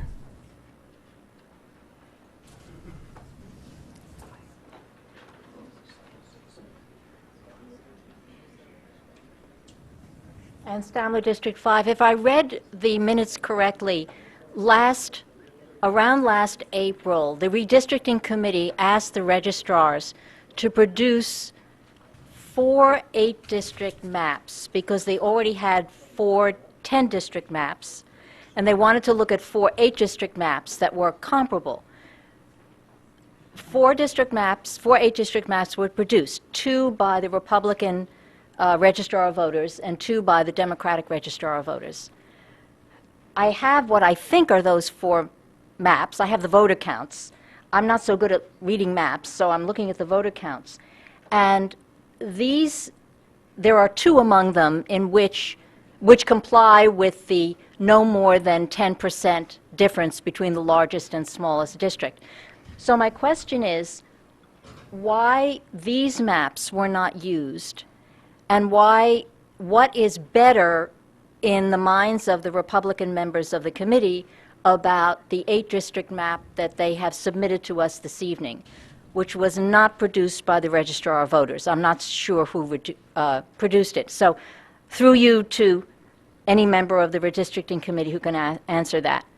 Put simply, why this 8-district map and why not one of the ones produced by both registrars of voters last April? Is there anyone who'd like, okay. Representative Becker. Thank you, Mr. Moderator. David Becker, District 1. To Representative Stamler's question, Speak up a little bit, Dave. To Representative Stamler's question, when the Republican registrar draws the maps, he's been doing this by hand, as noted actually by our original set of maps with many different variations in the districts. When that happens, without using computer-driven software to do this, the variances in the districts are quite wide because you don't have that information. While I appreciate the Democratic registrar also producing maps, he's using computer software, which, quite frankly, anybody who's been involved can we've heard the term tonight, it can be gerrymandered. There's many different ways of moving the lines. They appeared to be more in compliance, which was nice, but we were actually a bit concerned about the way that he went about doing those lines, and felt that it should be really more of an equal footing if we were to do that. So we actually wanted them to be computer driven on our end as well. So the Republican registrar he simply doesn't have the technology to do that. So we were unable to use his, which meant it would not have been fair. Is that? Representative Stamler, did he address it or answer, or do you have more He did answer follow-up? the question. I think he raised some additional questions, but I would only note that the numbers on the maps that were produced last April on the 2 8-district maps, there are 2 8-district maps that are in compliance, each one has 3 majority Republican, 3 majority Democratic districts, and 2 truly swing districts. One goes a little bit Republican, one a little bit Democratic. So I don't see how that's gerrymandering when it falls out that equally. I'm not saying that the current map before us is gerrymandering. As I say, I'm not so good at reading maps, but looking at the numbers, the ones from last April look more equitable than the one tonight. So I was concerned with what the rationale was. Not that I have a suspicion of the rationale, but I'm trying to understand the rationale behind this particular selection. So you've answered it. Yeah, no, and I can appreciate those concerns. I think that one of the issues that occurred in that particular setup, that I think that at the time that we initially asked the question to draw those maps, is that they really weren't being drawn on, shall I say, more of an equal footing. They weren't using the same set of tools for each of them to do that. And I think had they done that, maybe it would have been a little bit different. But that was an issue at that time, which really prompted us to go out and to work on them independently and come up with a proposal at that time, and bring that forward as something that we then wanted to work with the Democrats on. May I just ask who drew up the plan that we're looking at tonight? Members of our party. Who? I mean, was it your own, was it we- state Republican? Was it We you individually? Our members, including myself as being one of the members of the committee, went to Hartford. Is that better? It's a different mic tonight. So, members of our committee, including myself, went to Hartford and worked with the actual software. So I sat down in front of a terminal similar to Matt would have done, and moving the lines. So. So The State basically House, you did it. but we Okay, sat but there- basically you did Yeah, it. I had the tools to do All it. right, fair enough. I'm just asking the question. Yeah, no. So then I would just only add to my comments. I mean, I wish one of these original two had come forward. Yes, thank you. Because the numbers are, I think, more acceptable. However, I would just want to comment on something Representative Carey said about change. I, too, believe change is good, but it's not good only for its own sake. It's good if it achieves a purpose. And I have heard some rationale for 8 districts, which sounds reasonable. I've heard rationale for 10 districts that sounds reasonable. So I don't yet see a compelling reason to change. I think, being a realist, the way the votes have gone this evening on this subject, I think it's no mystery which way this vote is likely to go.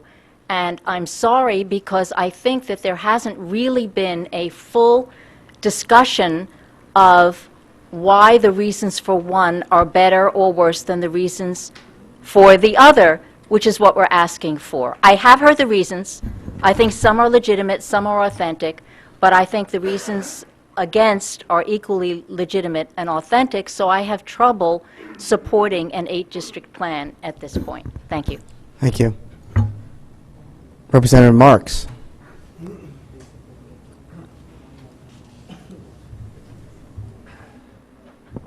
Thank you, Mr. Moderator. Alan Marks, District 8. Through you to the Registrar of Voters, either of them, I have a very easy question for them. How many registered voters are there in Fairfield?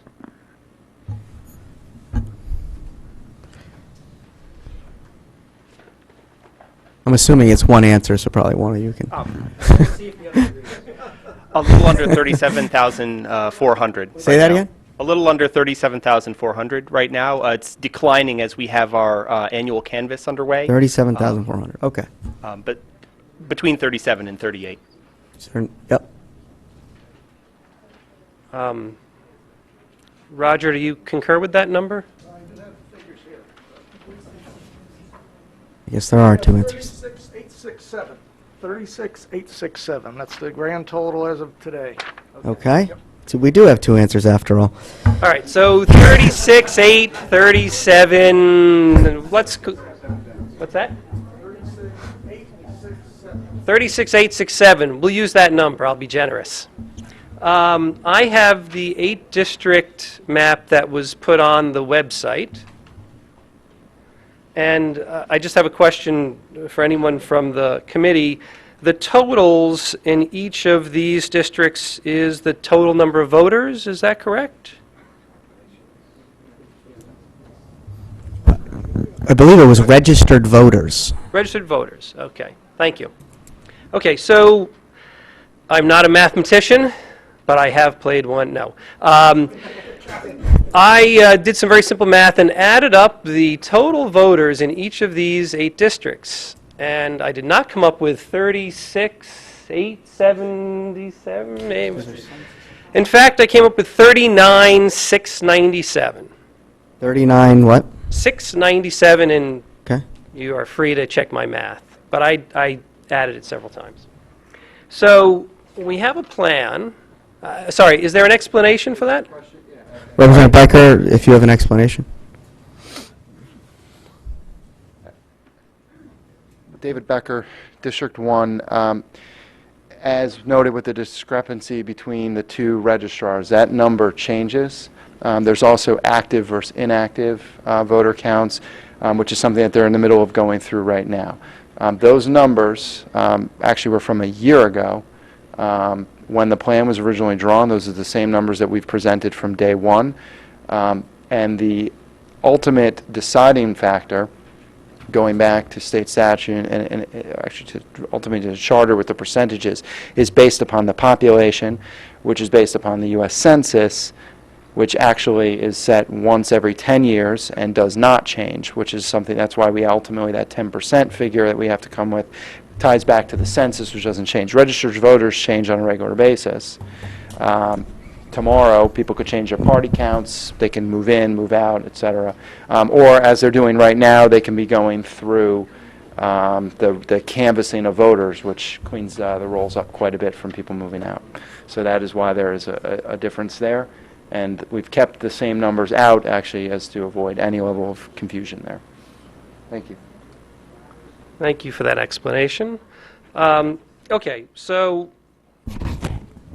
just through you, Mr. Moderator, Mr. Wagner, I think earlier you commented on the maps for this 8-district plan, and you said that there were some structural problems with those maps. There were areas in town that were not covered by any of the districts, and the numbers were not based on the census but by voters. Is that correct?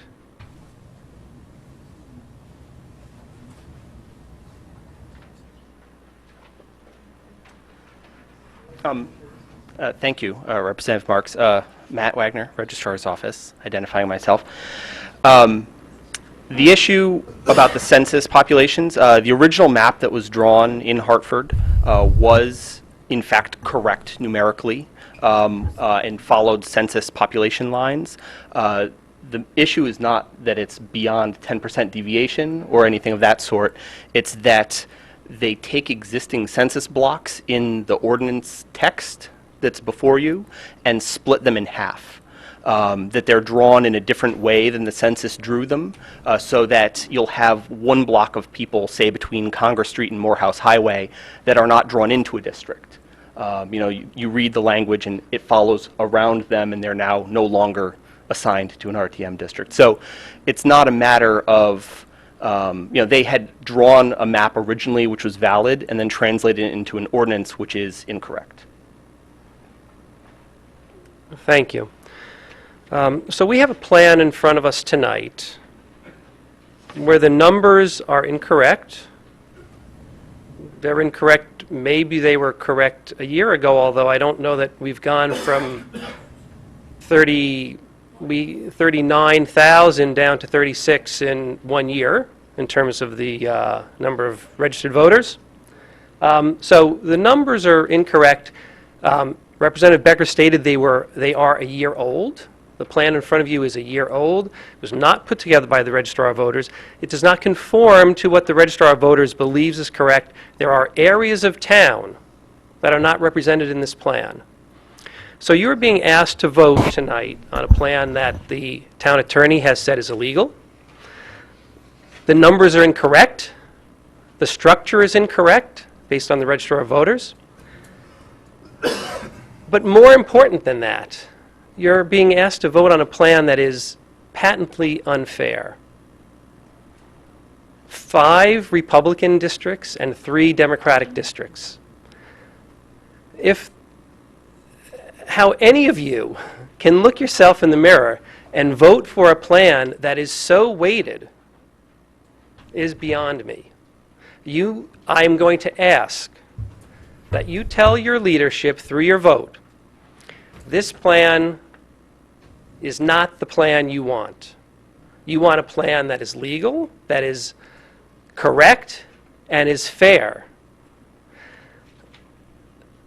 Fairness is the basis for our government. It's the basis for voting in this country. You want people to believe that their vote is going to matter. This plan is anything but fair. And I ask you, all you're doing by voting no is saying to your leadership, we want a better plan. Go back, work it out. You have heard people say tonight they are willing to compromise. We can get to 40, but it's got to be done through the committee. Fairness is what this is all about. This is an unfair plan. You vote for this plan, you're basically saying, I believe in unfair field.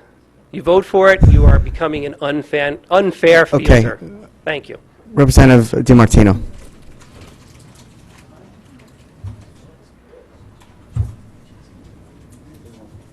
Representative DiMartino, District 4.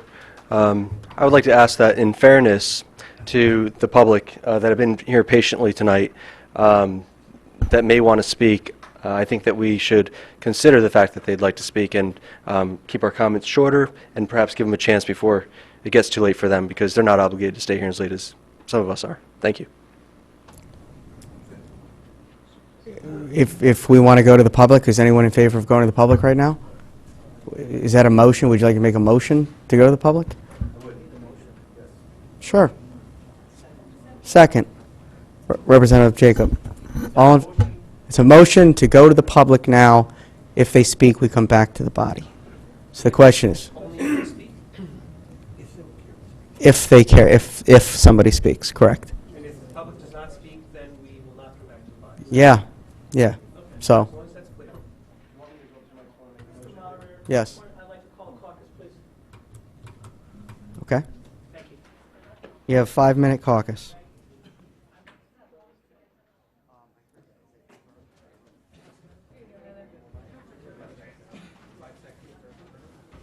Yeah, sure, in a little bit. 1 second. Okay, we're back in order, so we have a Representative DiMartino.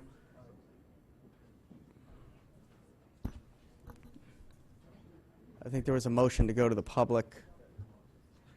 Representative DiMartino, I'd like to make a motion to retract my initial motion to go to the public. Representative Jacob, do you want to retract your motion to go to the public? Second, to go to the public? Yes. Thank you. Representative Hurley.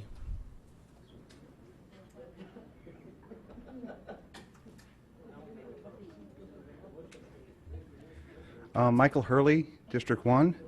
I think we've had some good debate here tonight, a lot of conversation. I think with Selectman Vahey has talked about, it's about 10:54. The public hasn't spoken yet. So I think we should, I actually would like to make a motion to waive the rules so that we can continue with business post 11:30. Waiving Rule 36 to take up, well, there is no new business, but the existing business past 11:30. That's a motion to waive the rule. Second, Representative Ryan. We need 2/3 vote. Otherwise, we end and take it up, I guess, tomorrow or whenever. All those in favor of waiving the rules? Yes. Okay. That continue the meeting so that there is time for the public to speak. All those in favor say aye. Aye. Opposed? Representative Patton, Representative Newman. Look at you, both of you at once, and I got it right. Representative Smay. Oh, I did. I said Representative Patton, Representative Newman. Listen, I learned a little bit here. And Representative Smay is against abstentions? Okay, so we are here indefinitely. Representative Garskoff?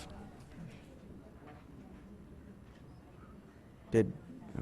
Someone will have it, like, Thank you, Mr. Moderator. Josh Garskoff, District 5.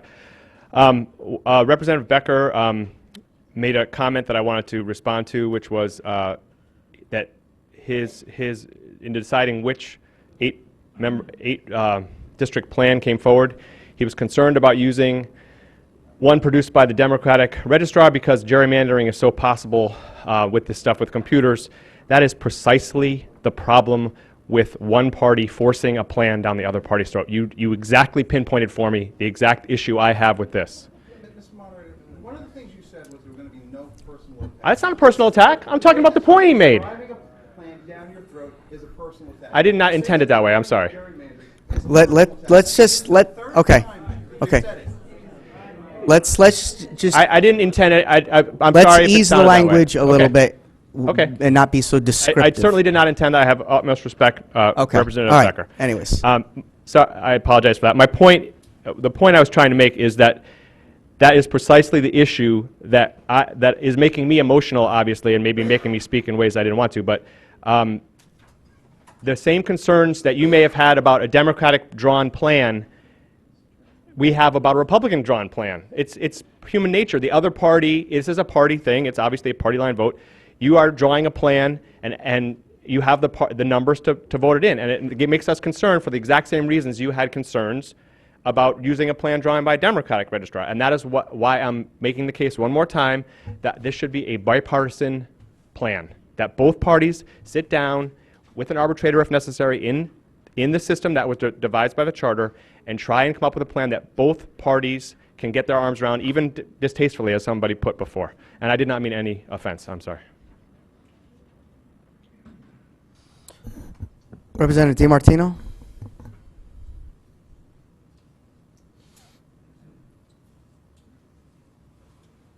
Representative DiMartino, District 4. Back to my earlier point, I'd like to revisit that, make that motion to allow the public to speak. Okay, is there a second to allow the public to speak? Representative Jacob, can we the same? So that is on the floor right now. And it's a simple there's no, we're just going to vote majority whether or not you want to have the public speak right now. And that's it. So if you want to go to the public right now, let them have an opportunity to speak. So it's going to just be a majority vote. All right? Okay. All those in favor say aye. Aye. Opposed? Representative Newman and Walk. Are there any members of the public who would like to address this? Come on down.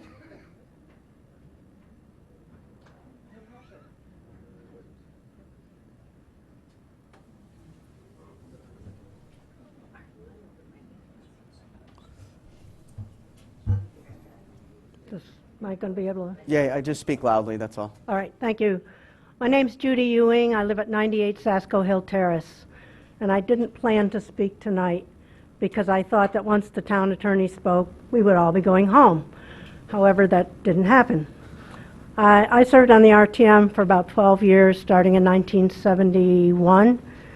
And I also served on several redistricting committees. And at that time, we had 9 people on the committees, and we also had, luckily for all of us, Carl Dickman at the meetings, who told us how we should proceed, and we all decided that we would have some ground rules as to how we would proceed. And we made these rules to saying we were not going to favor one party over the other, regardless of the party affiliation in each district. We were going to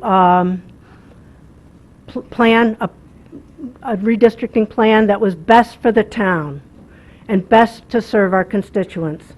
And so when this committee started to meet, I went to some of the meetings and I was allowed to speak, and I said just that you should have some ground rules as to how you're going to proceed.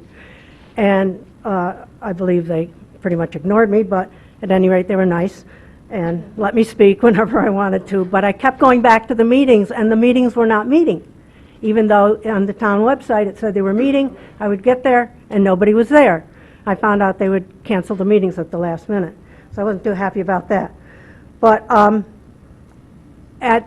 just wanted to make some comment that somebody said that we used to have 12 districts and then 14 and then went to 10. The reason we went to 10 districts was because we found out that after doing this a couple of times, the first 2 times I did it, that we were not supposed to use voter registration anymore, which we had been doing to make our districts. That under one man, one vote, we were to follow the population rule, which is in the charter now and has been followed ever since then. And in doing that, we found out that 10 districts could serve the public. And we used to have, some of the districts had 3 and some of the districts had 4 representatives, and that's why the number came out to 56. So, but that number stayed in the charter, so you can have up to 56 if you want to. But at any rate, several of you have spoken about following the process. And we have the process. We have the ordinance, we have the charter, we have your rules, we have the Roberts rules, and so forth. And as I understand it from what was said tonight, and I had heard this before, that at one of the meetings, they followed the rules and they had a vote. And the vote was 4-2 to have a plan that was 10 districts with 5 representatives.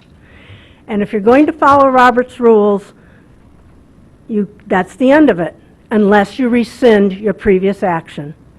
And there has not been a rescission of the previous action yet. And so therefore, if you're going to follow the rules, those are the rules. And that plan should come forth.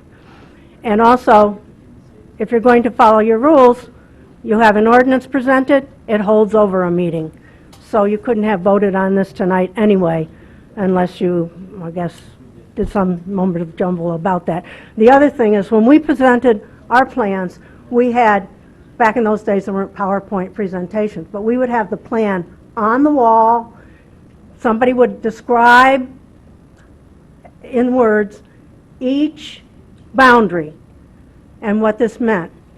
And if there were any objections or any problems, the registrar of voters found out whether or not streets were involved or not involved, and we settled them right there. So I'm not happy with this process. I think the committee rules should stand. I think the town attorney's rules should stand. And I think that the committee should present something to the body, and you should decide if it's fair or not. Thank you. Thank you, Judy. Also, just so you know, we did waive the rules last year to carry this over another month. So that was Rule 32 in the RTM's rules to regulate, which was waived. So that was addressed. Any other members of the public?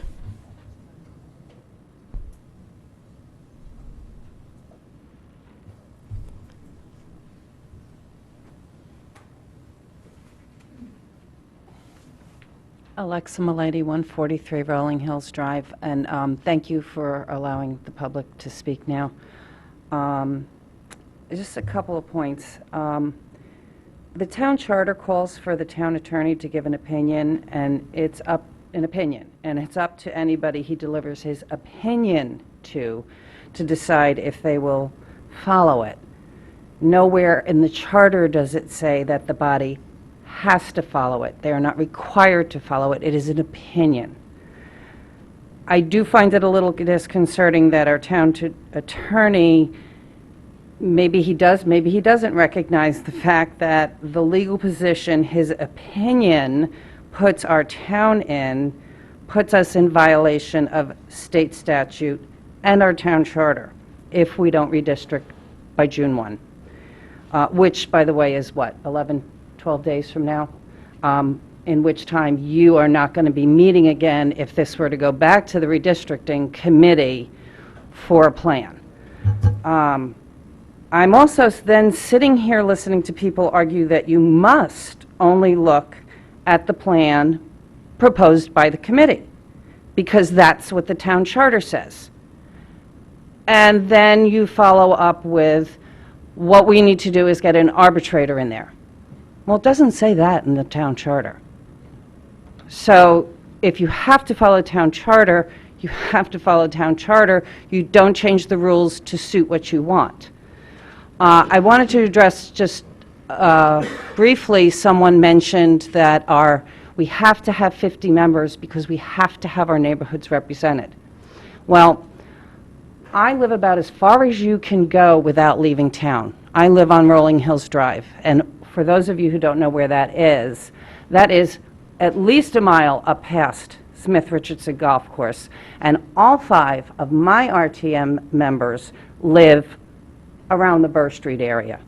Oh, and I go down to Pius to vote. But I have no doubt that if I had a problem or an issue, that whether it was John Mottola, or whether it was Jeff Steele, or whether it was Pete Ambrose, or whoever, they would be there for me. This isn't about neighborhoods. We're one town. So I like the idea of being a 40-member body. I sat at those tables. I was on the RTM. And I can tell you, it gets to be very long meetings. You all know that. 40 members would be much more effective. Don't like the idea of having 4 reps per district because that makes it less accessible for people. And as far as this map goes, I looked at the numbers. I understand because I know, having sat where you are, having been in your position, that if you have the Democrat-Republican thing going on, you want to have the power. You want to have the votes. Well, it's not supposed to be about Republican-Democrat. I was on the Board of Ed. We didn't vote party line. We voted what was in the best interest of the town and of the kids of the town. And I would hope that everybody here would recognize that. And if you look at the numbers, the number of unaffiliates in every one of those districts, we have a Democratic first selectman. Hello? Just because you think that the map is going to read one way isn't necessarily the case. I trust in each and every one of you to represent all members of your district. I know that you do. I know that you're doing this because you want to protect what you believe in, but it's time to move on. It's time to do this, and it's time to just finish the discussion. Thank you, Alexis. Thank you.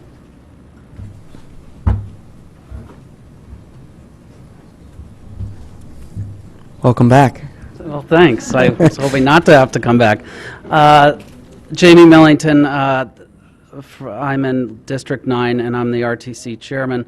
Just one of the things that I just wanted to mention is that it sounds like, there's never been it's just a stalemate 3-on-3, and there's never been any attempts. I can tell you from the 3 original members on the Republican side, they came to me as the party chairman and said, this is not working. We need to do something to loosen this up.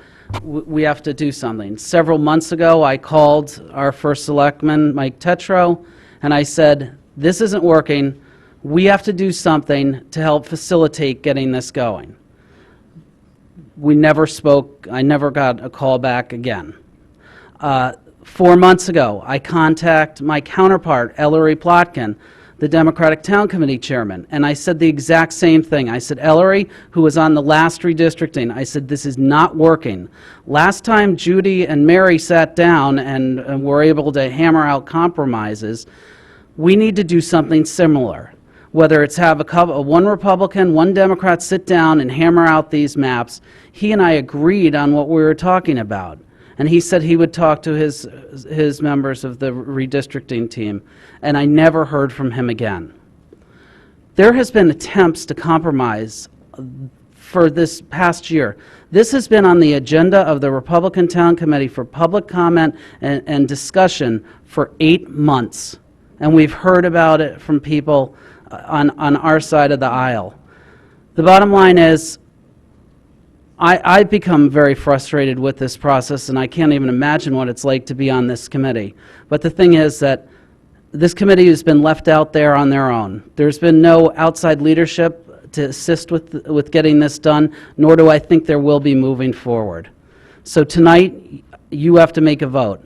The RTM, the people of this town didn't elect 6 people to decide where the lines go. I've never ever heard of an ordinance that's unamendable. It's time to make a decision. There was an opportunity to have that discussion tonight with 2 maps. One side decided not to go that route. It's time to make a decision tonight, and I hope that you will vote on moving forward with this, because just like Ellery, we need to have our slates of candidates ready for nomination in July, and we can't do that until we know what the party lines are, not the party lines, but the district lines are in the town, because it's impossible to figure out who's going to run for what. So there is a lot more moving parts in this, and I'm just very disappointed at the fact that there was nobody agreed to intervene up until disaster time in the last moment, and there's no choice. It's very disgusting. Any other members of the public? Hearing none, back to the body. I'd like to call a question. Okay, so calling the question requires a 2/3 vote. Is there a second to call the question? Representative Newman. Is it non-debatable, non-amendable? So basically, 2/3 vote. If you approve, this current item goes to a full vote. Okay? To say no means we continue talking. So all those in favor of calling the question, say aye. Aye. Opposed? Representative Marks, Representative Becker. Abstention, I'm sorry, Representative Campbell. Abstentions? Okay. So now we're going to do a roll call vote on the proposed plan, 8-district, 5-member per district, 40 total member plan. And we're going to go right down, do a roll call. To say yes means you support that plan. No means you oppose it. David Becker? Yes. Michael Hurley? Yes. Jay Lipp?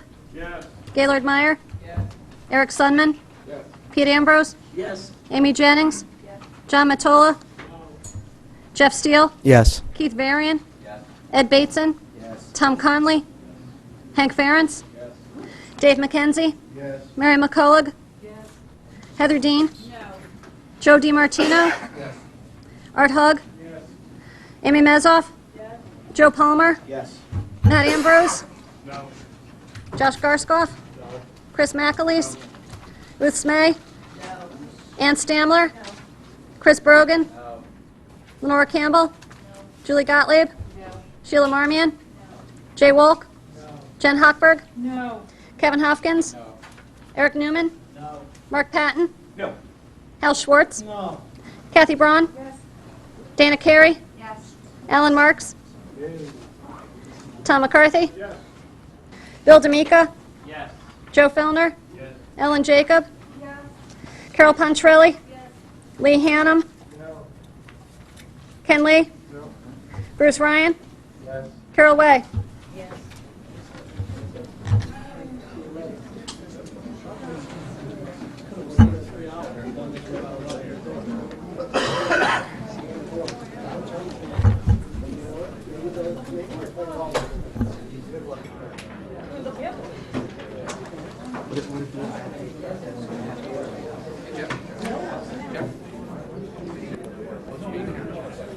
Yes, right now. Just while we're waiting for the counts on the vote, I just want to make sure that everybody had heard the news. The trains will be running Wednesday morning, Amtrak and Metro North. That's great news. Thank you, Mike. Something we can all agree on. Excellent. 27.